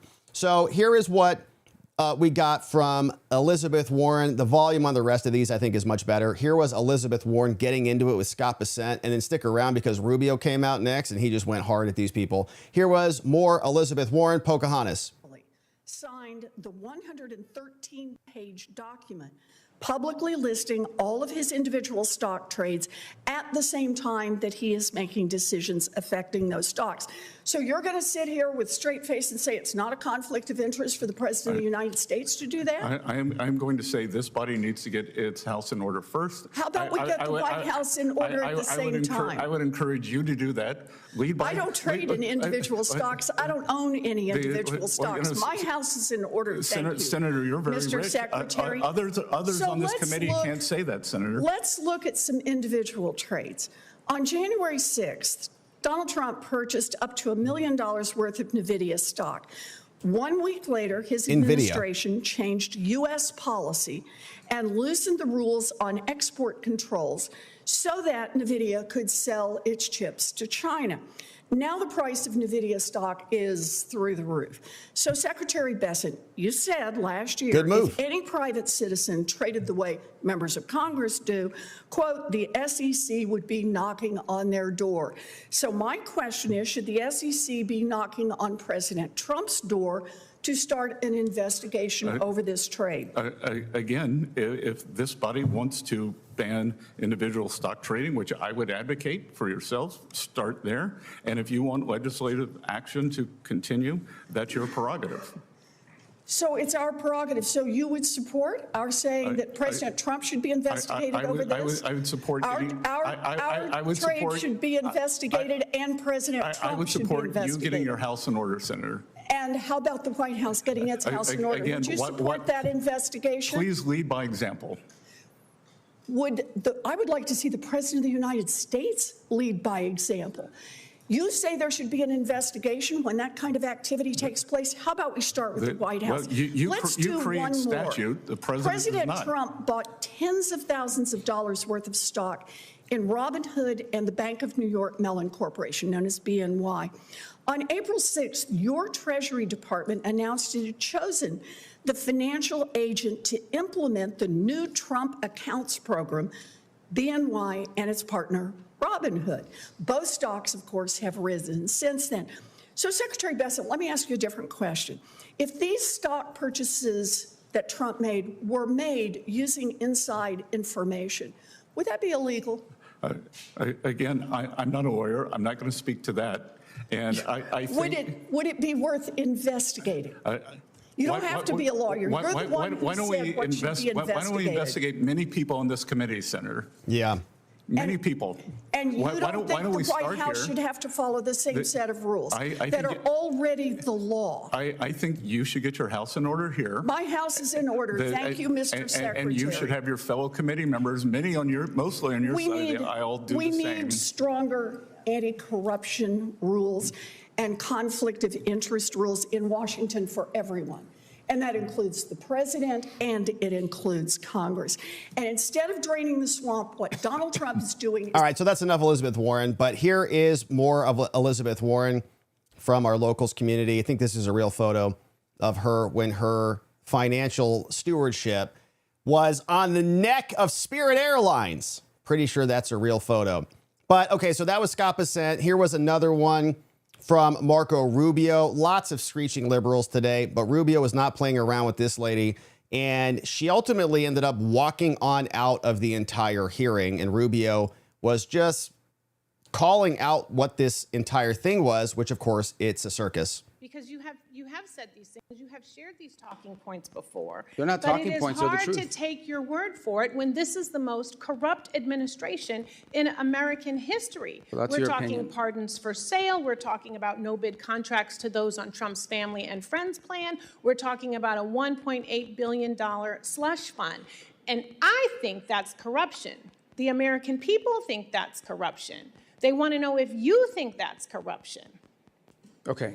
Number two, this goes right to the point of transparency. You're absolutely wrong about the way the money flows. It's pretty straightforward, and I'll share. So I'm going to have to reclaim So my when- time again because well, then, the what question kind of process about is this? They get to ask questions and you don't get to answer? It's my time. The question I don't know about about you. When corruption is it is my really time? important. So why am I because here if I don't you get to answer can't your call questions out- or your defamatory statements? Reclaiming my time, Reclaim. Mr. I want Chair. you to, but I want to reclaim. Well, do I get time? This Because you is make my these time, defamatory Mr. Chair. statements and no one can talk here. If This you is crazy. can't call out corruption in this country, then how can you call it out in another Well, I can't say country? anything 'cause you won't That let me is the speak. question. It is about credibility and your credibility. And your credibility meter is on empty right now. This See, oil. these guys who just get to talk and I don't get to Who answer? determines the barrels of oil that get sold? What? How But you many won't of let them? me At answer your what question. price I have does an it answer get for your sold? question. Where is it going? Oh, I get it. will They let have to you. use their time for me to answer The your onus question. is on you to prove joke. that there is no corruption happening. Well, how do I That is prove it if your you don't let me talk? responsibility as the Secretary of State. And you know what? Normally we would have access to that data. That's the You do. transparency. You just don't know where but to you're look. not showing us any receipt. Well, then show us. But Do you you won't. commit? Do you commit to coming back here with whoever the Why would person he is come who is back? monitoring the sales of the oil? Bring them before this committee. Can I show the reclaim my receipts. time? Have the documentation. You don't have this time yet. I am talking about your credibility and evidence, not your talking points, because talking points are never a replacement for transparency all and you've been doing. documentation. You're saying talking And points we without an have not- answer. We are 5 months into this and no audits. Zero visibility into the 100% contracts that are false. awarded. 100% Zero false. Unfortunately, transparency about where the Representative money time has is expired. going. Representative Salazar is recognized. And giving contracts with no transparency Can I is borrow your exactly time the to reason answer? why you shut down USAID. So practice what you preach. I yield my Oh, time. she gets to scream now too? Chairman, She can we shout. take down her words? I'll give you some time. I'll give Yeah. you some of my So time. she packs Let me up and just, storms out of there. give Okay. just Oh God, change what the kind of thing energy. is this? What is this? You get asked questions for 5 minutes and you don't get time to answer. It's not Circus a hearing. freak I show. think you said clown Like show a dunk before. tank. I What don't, is I don't this? have to tell you. I don't. I'll I've give even you used ti- their time. How can I answer the question? They don't even give me time. I've had to use their time to answer your questions. Yes. All right, whatever. All right, so I don't need to tell you that in my community, the city that I represent, the city of Miami, you're one of the most illustrious representatives, and that we're very Yeah, proud of you, Dignidad not only the Salazar, Cuban Americans, great. but the Hispanic Americans in my Why is she community. leaving? I'm So going to answer her questions. I will. Oh, she's going. Okay, I got it. Well, thank you for coming. All right, so she can't even stick around. That's how triggered she got. So she just had to leave the entire scene because Rubio was not playing her stupid game. Now, here's one more of another woman who is Representative Jacobs. Andrew Colvett shared this one. And Rubio was getting into it with her. They just can't help themselves. I have one last question for you.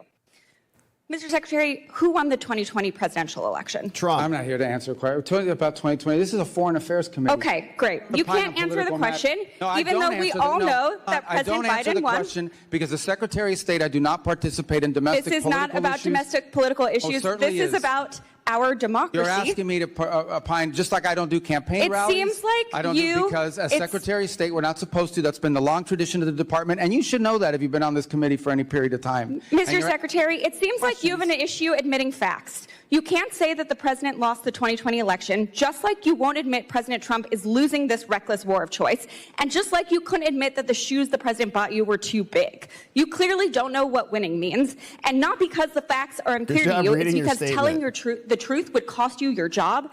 And the American people are entitled to a Secretary of State who tells them the truth even when the president doesn't want to hear it. And my constituents, our service members, deserve better. Mr. Chairman, I yield back.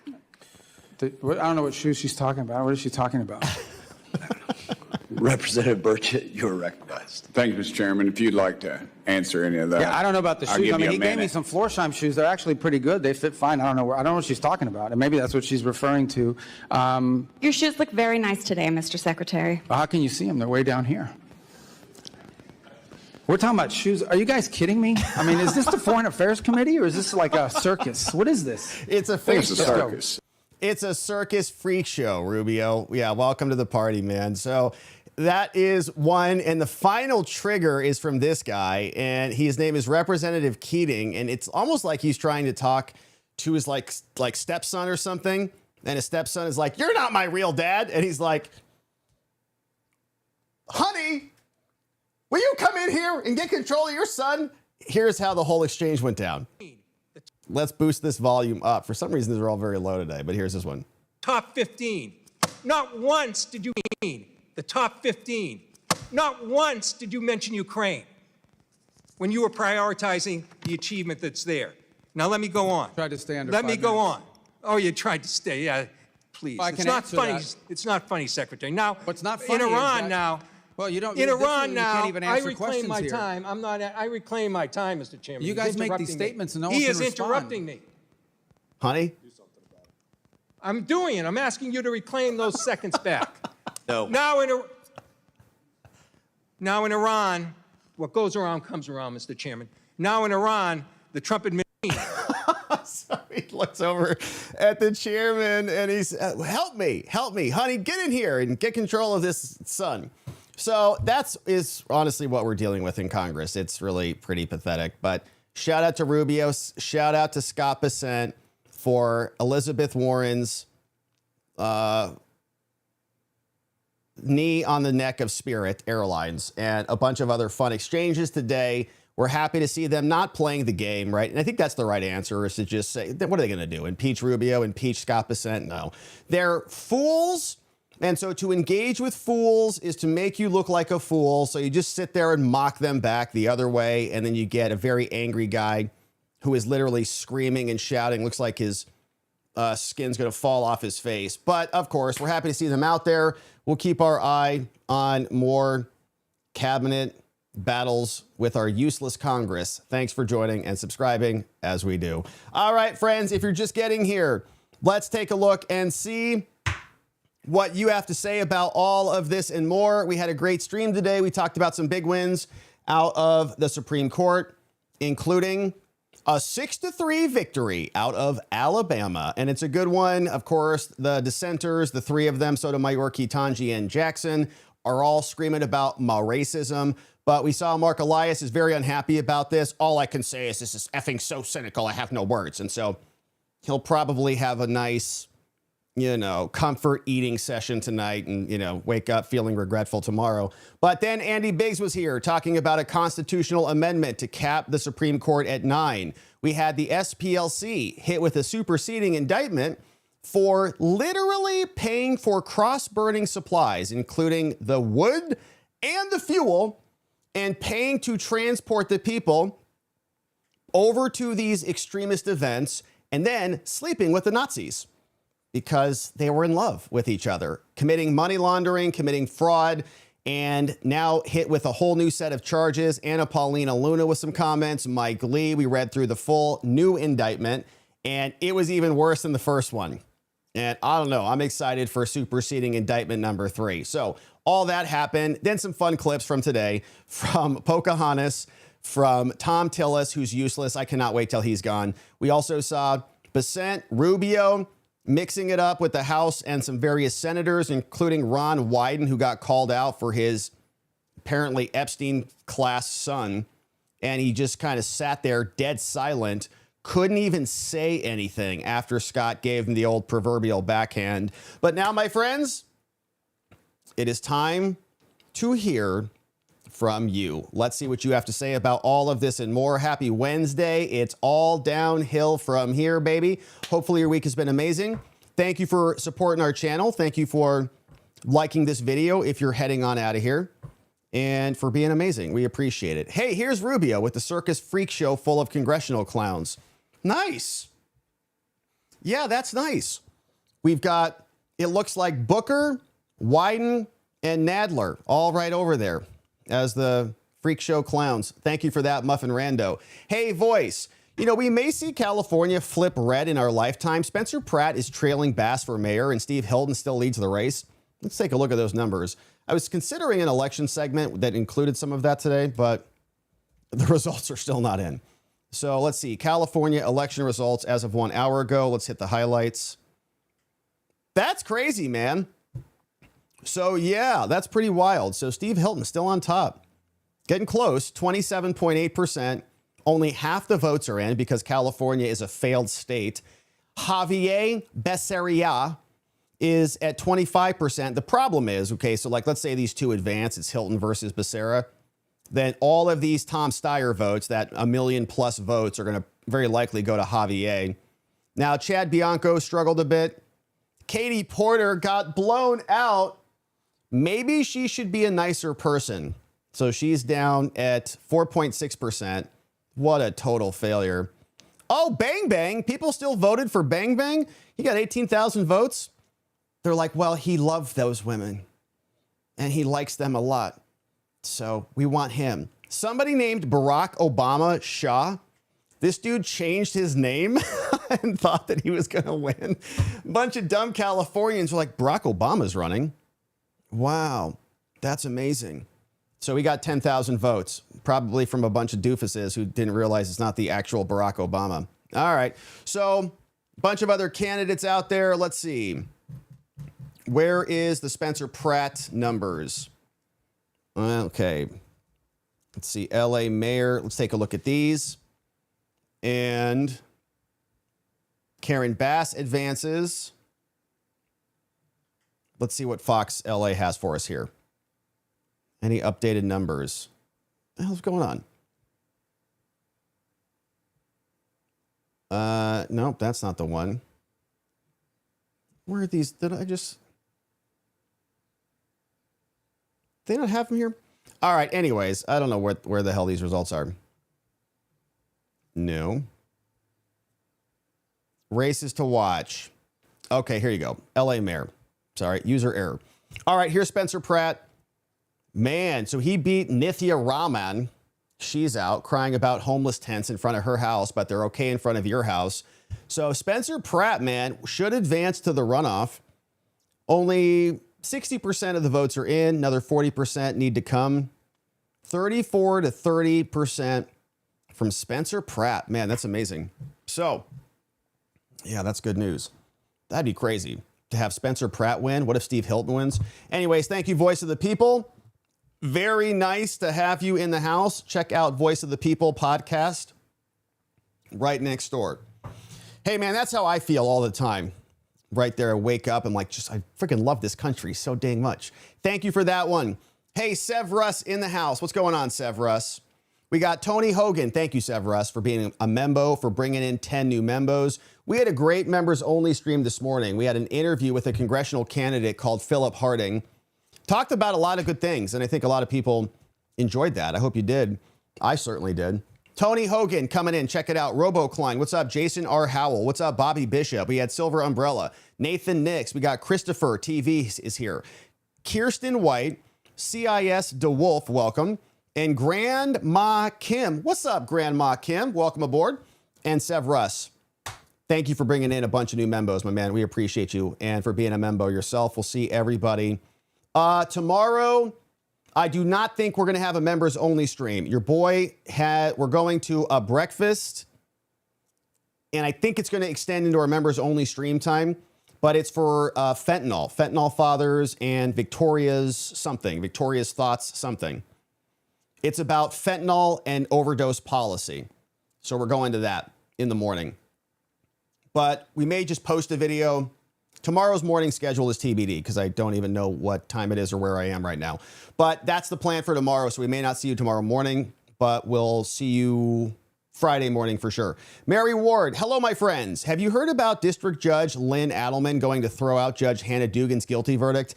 Yeah, well, the sentencing for backdoor Judge Dugan was scheduled for today. Then they deleted that and they reset it for oral arguments related to her motion to dismiss the case. She said she was illegally prosecuted. And I don't really know what happened there today. So I think the whole thing's under advisement. They submitted briefs. They said that there was a reversal of a key case that was used as precedent to charge her. And so it would not surprise me if a federal judge throws backdoor Doogie's case out, as we've long said, because they protect themselves. Okay, cops investigate themselves. They find they did nothing wrong. Same thing with FBI. Same thing with the DOJ. Same thing with judges. They protect themselves. So it goes all the way through. She's convicted. Now it's time for sentencing. And then, of course, they're going to find a way to get rid of it. That has not happened yet, but it would not surprise me at all if it does. So that's coming soon. We're keeping our eye on that one, but that's what went down today. I was going to incorporate that, but it's kind of not much to talk about because it was all behind closed doors. Hey, Raymond Ridgway. Hey, 22 months as a membo. Get some rest. You are going to need it. Well, I think you're talking about the new baby coming soon. And yeah, that's what everybody's telling us. So I'm telling that mostly to my beautiful wife. I'm like, go take a nap. You know, she's like, I'm feeling, take nap, just nap. You know, nap for hours, nap, because you're going to be feeding that little creature a lot. And my nipples don't produce any milk, thankfully. So Raymond Ridgway, thank you for that, my man. 22 months as a membo, baby coming soon. I think it's like 50 days and counting is what our app is telling us. No pressure. Rob, what's going on? Hey, Henry Nowak stabbed to death in the UK. I saw that story, man. That video was horrific. Those people, those cops, man, I don't know what the rules are in the UK, but I saw they came out and they're like, we're sorry. We handled that poorly. Okay, that's it. And like you just go about your duty. Oh man, I hope there's serious repercussions for this. Attacker lied about racial hate. I think he got life in prison. Is that right? Henry cried, I can't breathe. Police handcuffed him instead of aiding him. And they were, a-holes to him. Conviction plus new body cam footage is causing outrage. No riots at all. Well, no, it's not, white people tend not to do that, generally speaking. So it's, just kind of sit there and take it. It's like, okay, yeah, I guess we'll just be here and go vote. It's not usually a common thing. But the UK, man, that video was horrific. I was going to play it here and do a whole thing on it. I just think it's too dark. And, maybe we'll continue to cover it, but or actually cover it. But yeah, if you didn't see that, and it's in the UK, we kind of stick to our jurisdiction here, but brutal. Rob, thanks for flagging that for us so I could at least mention it. But I did see that video and it is horrific. I don't really know what it's going to take over there in the UK for them to wake the hell up, but they were cuffing him. He's like dying, bleeding out. They're like, you didn't get stabbed. Okay, mate. Boy. Yeah, makes my blood boil. Hey, 9/11 Scholar. Rob is the only person I look forward to sending a monthly dividend check. Hey, 9/11 Scholar. What a nice thing to say. We look forward to it too. We appreciate you. Thank you for being here. 9/11 Scholar. Yeah, another horrific day. And we appreciate you keeping the scholarship alive on that very important topic. I think we still have a lot of unanswered questions about that. And so thank you, 9/11 Scholar. Like anything our government says, we always go, that's curious. And the amount of money and resources and how much time they put into that, it's like nothing, like a pittance in compared to anything else. So thank you, 9/11 Scholar. We appreciate you. Thank you for the dono. Thanks for being a membo. Hope you enjoyed the show. Hey, Rob, what's up? Rob, 103.100. Sounds like an FM radio. Keep it locked, 103.100. And then Tupac comes on. Thank you, Rob, for the dono. Rick D. Representative called Sarah Jacobs apparently spent a good portion of her question time today obsessing about Rubio's shoes. Is that the same lady we just talked? Yeah, there we go. We just played that clip. Look at Rubio's face. What are you talking about? I'm the Secretary of State. You're upset about my shoes? Oh my gosh, it's ridiculous. It's all a clown show. So you have to treat it like a clown show. If you go in there and you try to interface with them, you just say, can I talk? Can I talk? Can I talk? Is this a circus? Is this a freak show? What's going on? They just spaz out because you're not playing their game. So I think they nailed it, Rubio and Bessent today. I would have liked more Bessent dunking on Pocahontas, but otherwise, it was great. King of Biltong, what's going on? King of Biltong is in the house. Turn up the flavor with Peri Peri Biltong. Only mild heat, big flavor though, and over 50% protein to keep you going. Try the full Peri Peri range at BiltongUSA.com. Code Robert, and or Viva for 10% off at BiltongUSA.com. Thank you, Biltong. Hey, Jay Marino. What's up, Jay Marino? Why are Republicans afraid to call a spade a spade? Before I answer, when a statute says determinations are not subject to judicial review and then federal judges conjure up incomprehensible and baseless BS that they know is BS to justify judicial review, to impose their own political aims, just call the corrupt without qualification. Why are they cowards? Those rogue federal judges are a true existential threat to our republic. Grow a pair and impeach them already. Man, I couldn't agree more, Jay Marino. And I made a similar point yesterday. It's kind of like you're in your domain. You can see inside your domain better than outside of your domain. So if you go to the doctor, you're like, doctor, I'm sick. Various doctors will give you answers to your sickness. Kidney guy will say it's your kidneys. Liver guy, it's your liver. Nutritionists say it's your diet.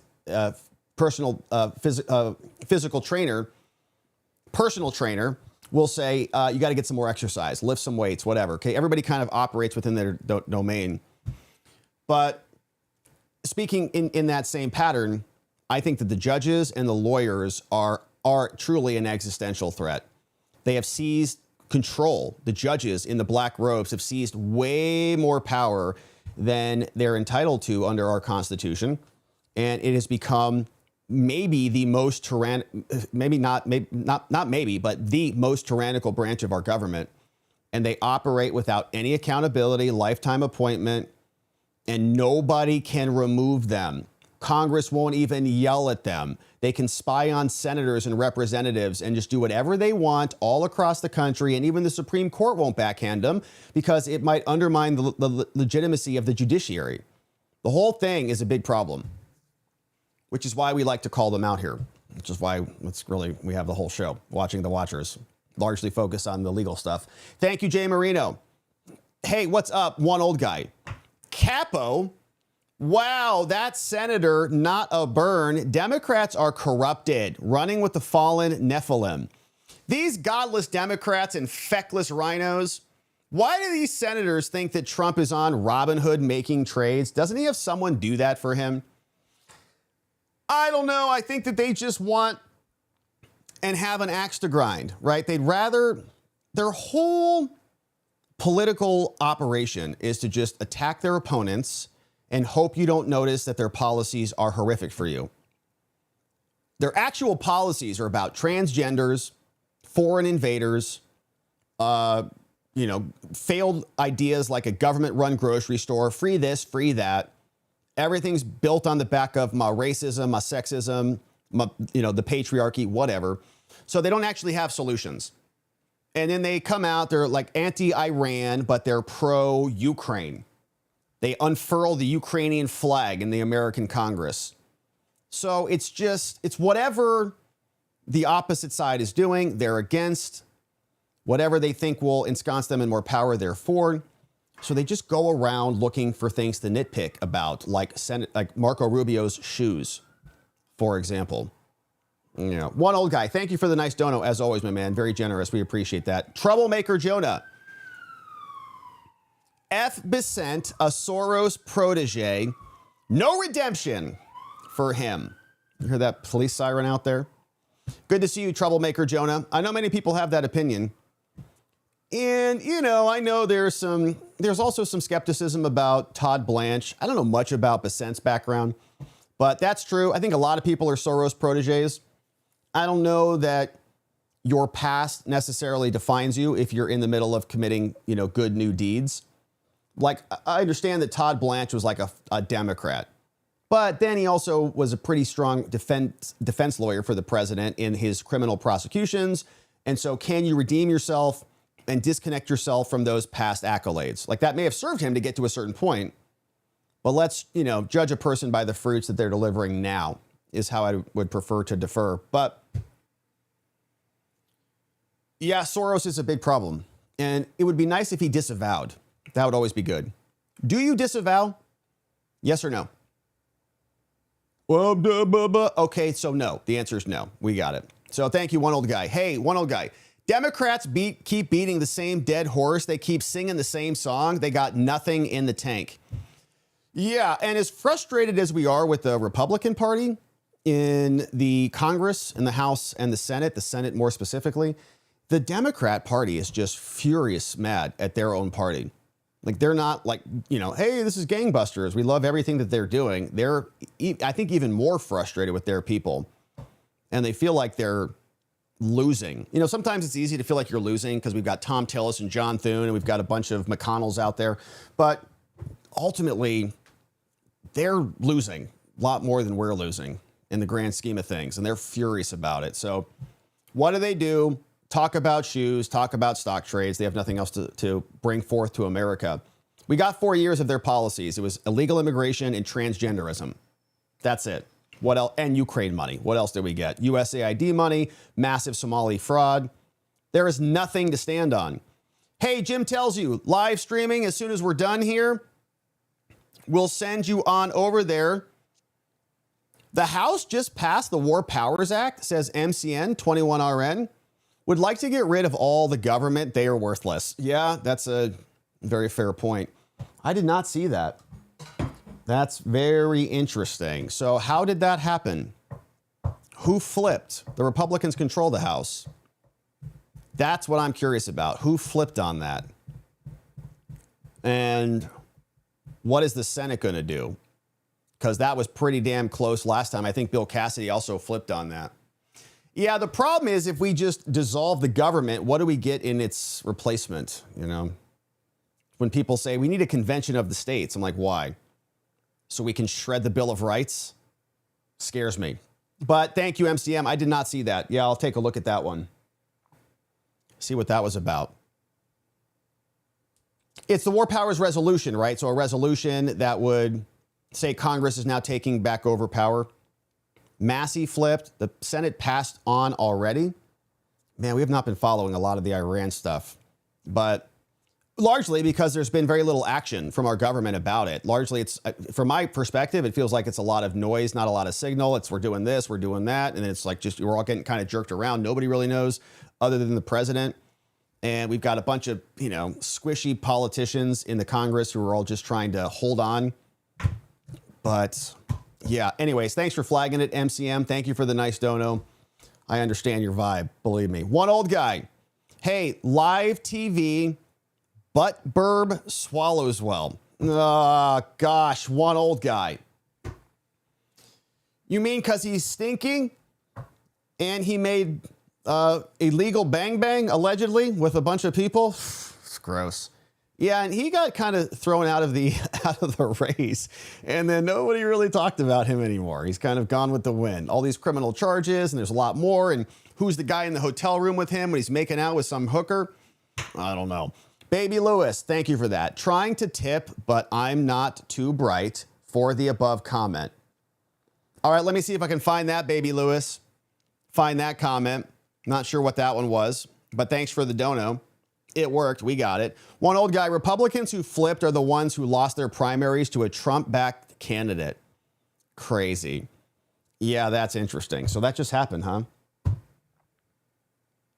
Very interesting. I'm not seeing it on the cables yet, but I'm not saying it didn't happen. I'm just not seeing anything about it. So very interesting. Here's an article. House passes resolution to curb Trump powers. Breaking news. 4 Republicans joined Democrats, signaling cross-party concern. It's symbolic, says this article from MSN. The measure faces steep odds in the GOP Senate and could be vetoed, but it increases the political pressure on the White House. Okay. So that's it. That's the whole article. So it looks like it's just breaking. Wild, wild, wild. All right. So friends, what a beautiful stream it has been. Let us take a look to see if we're missing any comments, and then we'll wrap it up here on the evening. Of course, we'll come back tomorrow and have a lovely stream. Hey, Rob, are you recording in stereo? The last 2 videos I can hear only out of one earbud. I think so. Looks like we're coming across. Is one of your earbuds dead? Man, I hope not. That would suck. But can you let me know, Chad, if you can only hear me in one earbud? I think normally people would tell me that, but I don't know. I'm speaking out of 2. Testing, testing, testing, testing. Yes, I can hear myself on both ends. So if you're using earphones right now, can you hear us out of both sides? both ears, left and right panels. Hopefully you can. Hey, what's going on, Star? What is this one? Didn't we just talk about this a few days ago? This crap is driving me nuts. Is ABC trying to spin their own narrative or to influence the same?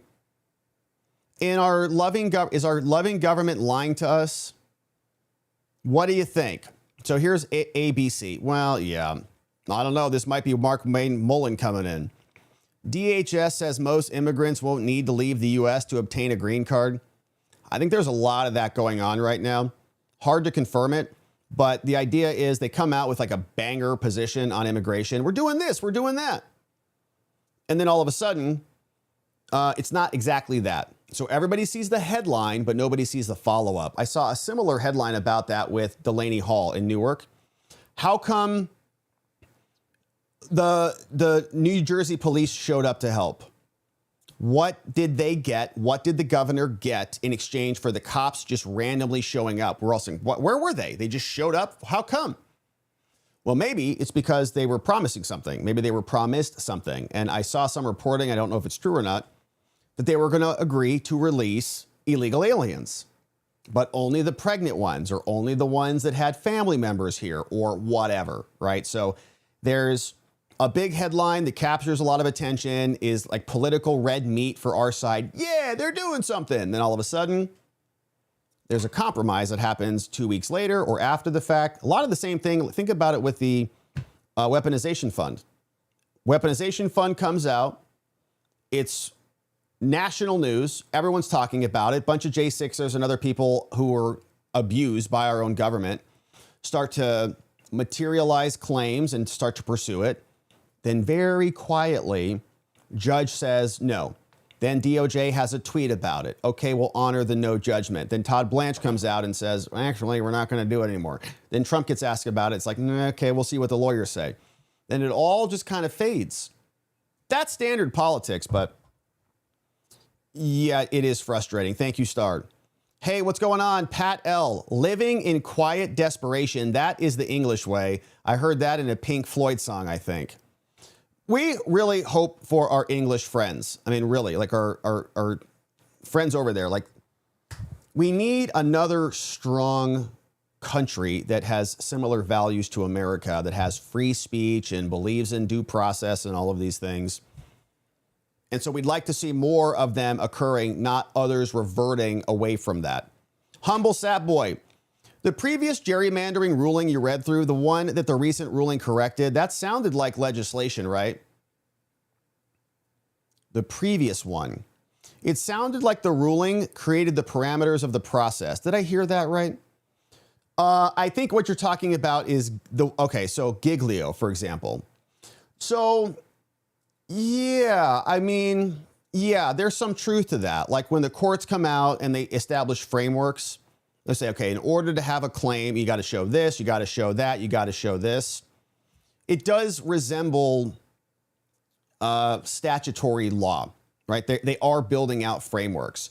Now, some of that they'll ascribe to just kind of the logic of thinking through the decision. So they'll say, in order for it to be racist, it's got to be this and this and this, like check the boxes, almost like elements of an offense. But it does resemble like statute, actually. DEMS aggressively exploited the process in the states they controlled, and then they used that ruling to exploit the process as best they could in other states they didn't control. They are diabolical. But to their credit, the Republicans just let them do it. Yeah, and they latch on to these issues like racism. You don't want to be called a racist. So you just say, okay, I guess if the courts say this is constitutional, then we'll allow them to do it. And the Republicans just don't play the same game. They're more individualists. They're less cooperative. They are not nearly as diabolical. And the Democrats have been building, and it's like, you know, like a game of Risk. You capture various portions of the board. The Democrats have been doing that with the law for multiple generations. They've got all the law schools indoctrinating people. They own basically all of the bar exams who will strip licenses away from guys like Jeff Clark. They own most of the big law firms. Very liberal, very left-wing. All of the groups like the American Bar Association, the National Association of whatever lawyers, very leftist. And they just exploit these politically viable claims that are immune to attack. What, do you hate women? Oh, you hate women. So you hate Roe versus, so you hate women. I see. No, we just don't want a constitutional framework installed by judges on this key issue. So you hate women. No, no, we love women. That's why we're kind of against abortion. But why don't you go and just pass a law? Like, do it legally, do it right. We would have a lot less to complain about. But that's what they do. If they can't win in the court of public opinion, they go win in the court of law, and they've got the infrastructure to do it. And so they just set people up. They go from the law schools into the DOJ. You do your service there, come out of the DOJ, get a big cushy job, run for office if you want to, go work at a big law firm, or get appointed to become a federal judge. How many people did Obama appoint who followed that literal path? Government, big firm, big donor, federal judge. All ideologically aligned. And they've been doing it for generations. And Republicans just don't care. They want to see an ROI. They're like, well, if I support your cause, like, how's it going to make me money? It's not, man. You have to fund an institutional shift for 40 years. What are you doing with your billions of dollars? They're funneling it into the institutions. You're wondering why they're beating the crap out of you in the court of law? This is why. Because they've been investing in it for 40 to 50 longer years. So humble sap boy, Trump needs to, and it's all also, a lot of it's funded by the government. Then they had the USAID money and all these monies, being funded back to the NGOs. And it's just this big, gigantic flywheel. Trump came in and took a wrecking ball to a lot of that, but it's like, what are you going to do with your $100 billion? Maybe you could form and funnel it in to some right-sided organizations to recapture the law schools. And I've talked about this ad nauseum. Like, if I was a AG, there would be a full court press on recruiting to go get good lawyers and offer them amazing salaries, go to the most conservative law schools in America, pound the pavement and make sure you're there. You're going to come here. You're going to get tremendous experience. You're a conservative. You're, a person of faith. You believe in these things. Great. This is going to be the best place for you. Coming fresh out of law school. The market rate is this. We'll give you 30% over market rate. Come and join us. Then you also establish some big law firms. So as soon as they're done, they go back over there. You got to build your recruiting team. You got to build your bank. Because then you get hit with a situation that we're in now. Trump comes in, huge percentages of the DOJ lawyers all abandoned ship. Harmeet Dillon's complaining about it. Pam Bondi was complaining about it. Todd Blanche is complaining about it. We have no lawyers to do the work. So first of all, I would go in and just cut basically any open Biden cases. Just cut them. Because we only have, it's supply and demand. We only have a certain supply of lawyers. Many of them left. We have a lot of demand for all the cases that they opened. Cut them. I don't care. So, well, people might, it's true. People might go free, but you got to cut them. Then you reinstitute the entire, the entire DOJ from the ground up. You go recruit a bunch of lawyers over the 4 years. You're just flooding the zone with right-leaning lawyers and rearm the institution. Ugh. Trump needs to start a court-packing process right after the midterm, says humble satellite boy, and force the Dems to pass the constitutional amendment, keeping it at 9 justices. It's a good idea, yeah. But our useless Senate won't do anything about it. They'll just say, oh, no, that's dead on arrival. At least bluff, okay? At least bluff. Trump says we're going to nuke the filibuster and pack the court. And then make them be the ones who say, no, don't ever pack the court. You want to anchor them in to the side that they don't want to pack the court, but they don't care. They have no real allegiance to continuity in their beliefs. One old guy. Republicans who flipped are the ones who lost their primaries. We need peace. 777. What's up? Thanks for the donos. And 5 new membos coming in. Thank you. We need peace for being a membo and gifting out membos. So amazing. Forgotten America. What's up? Kozo Will. Ivan Gluna in the house. We got Logan H. What's up, Thomas? And thank you. We need peace for bringing in 5 new amazing membos in the house. Hey, Ron 4T. Regarding the war powers, yes, the House passed, but even if the Senate passes, Trump can veto it. They still need 2/3 to override the veto. Yeah, I don't think it's going to go anywhere. ultimately, because Trump is the president. And yeah, I'm just curious as to who flipped and if there's a direct correlation with their primary, so they're all out. And if they flipped, and the Senate's pretty close, I wonder if the Senate flips. If that happens, then it's a political problem. But, I'm also wondering if Trump is looking for, an out, and he could blame Congress for this. Well, they cut the legs out from under me. So now we have, but then, that kind of backs you into a bad deal and rushes you through it, which he definitely does not want to do. So, yeah, it's a whole thing. It's just, thank you, Ron. What's up, Brittany? Hey, excellent show. God bless everyone. Thank you, Brittany. We appreciate that. Thank you for the dono. Thank you for being a membo. Thank you for the very nice comment. It was a fun show. We had a good time. Hopefully you enjoyed it. NC November Girl, what's up? The problem is Congress says we're funding ICE, etc., but what they don't say is no immigration reforms have been codified at all. We hear new bills being introduced, but we don't realize they go on to die and nothing is done. That's all true. And they're not even funding ICE. Remember, they said that there was going to be a reconciliation. There was going to be a bunch of money passed to reopen TSA. So the airports could get moving again, blah, blah, blah. And they promised us we're going to strip out, the Democrats want us to strip out Homeland and ICE. But we'll come back later and we'll pass that later. Just trust us. My name's John Thune. I care. Then all of a sudden, they go on recess for like 2 weeks and abandon the reconciliation process to put that money back in so that the funding could come back. And we all knew that was going to happen. We were all calling it out at the time, saying they're liars. They're not going to do that. So you just acquiesced and defaulted to the Democrats' preferred funding mechanism. And you said you're going to put it back, and now you're not. And they were going to find some reason not to put it back in. In this case, it's the weaponization fund. Okay, they're not going to do the weaponization fund. So are you going to put it back in? No, of course not. Because the ball's already moved down the court. It is very frustrating. And I don't really know what the answer is. You certainly don't want the Democrats to retake control, but it's almost like you need to purge the Senate of these bad people. And we've got Paxton now, who is going to be replacing Cornyn. Great. But it's all just one big club over there. And they're not interested in doing anything good if it threatens their power as a group of senators there. So it's safety in numbers. So we all have to go this way or go that way, and then we're all safe. But it's not working out for them. Cassidy's gone. Paxton's replacing Cornyn. And the great purge of the rhinos continues. Thank you, NC November Girl. Great comment, and thank you for the nice dono. Lone Wolf Fan Club.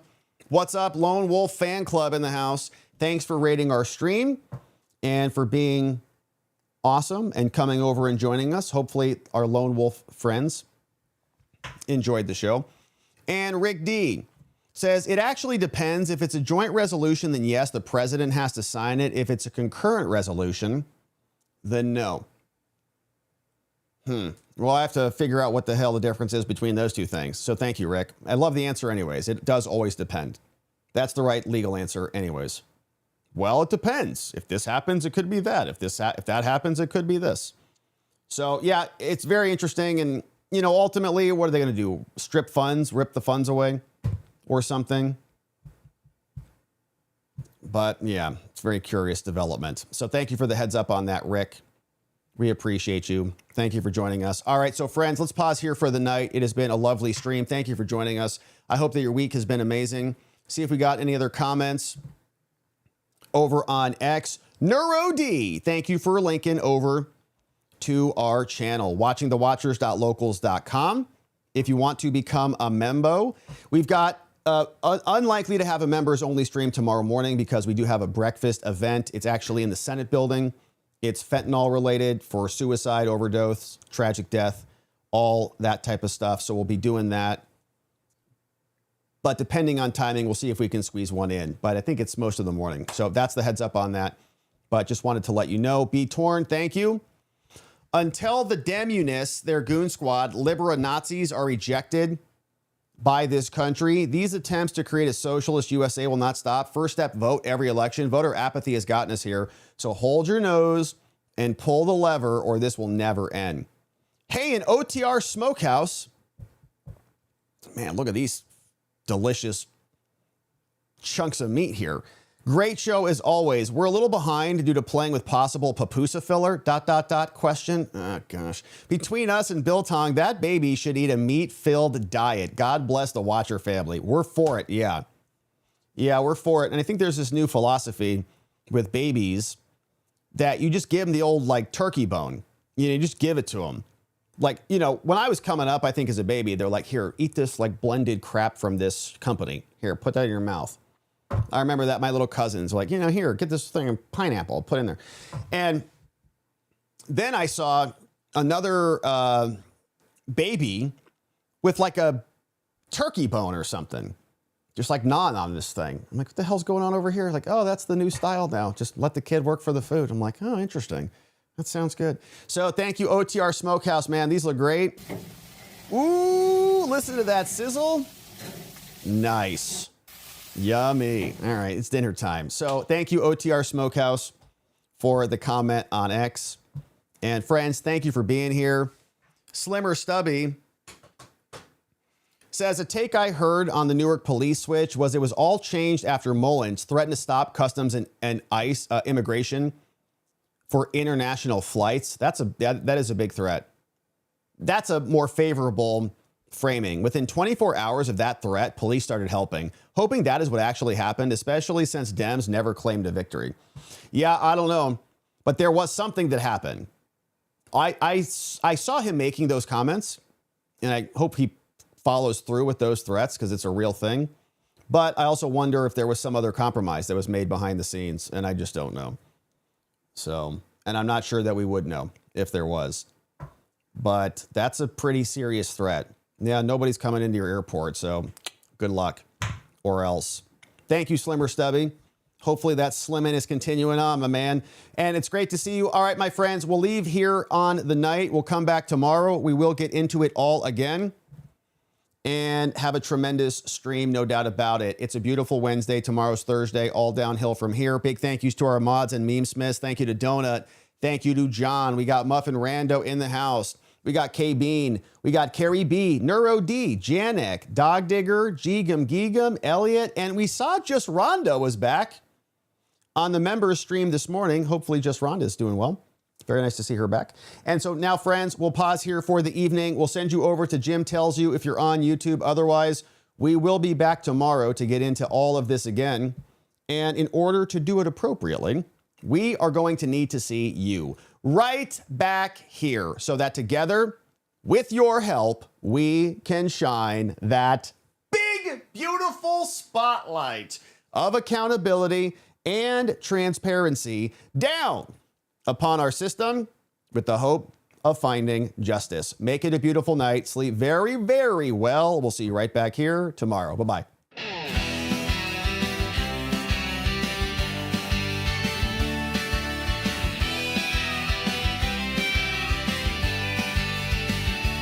Thanks for watching, my beautiful friends. Now it's that time where the stream must end. You brought the heat with every chatting line. Together we expose corruption.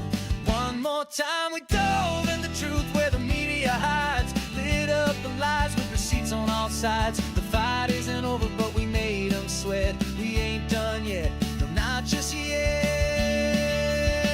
Because together we are watching the watchers. Truth on our side. Watching the watchers. We won't be denied. Watching the watchers. Eyes open wide. Fighting for freedom with nothing to hide.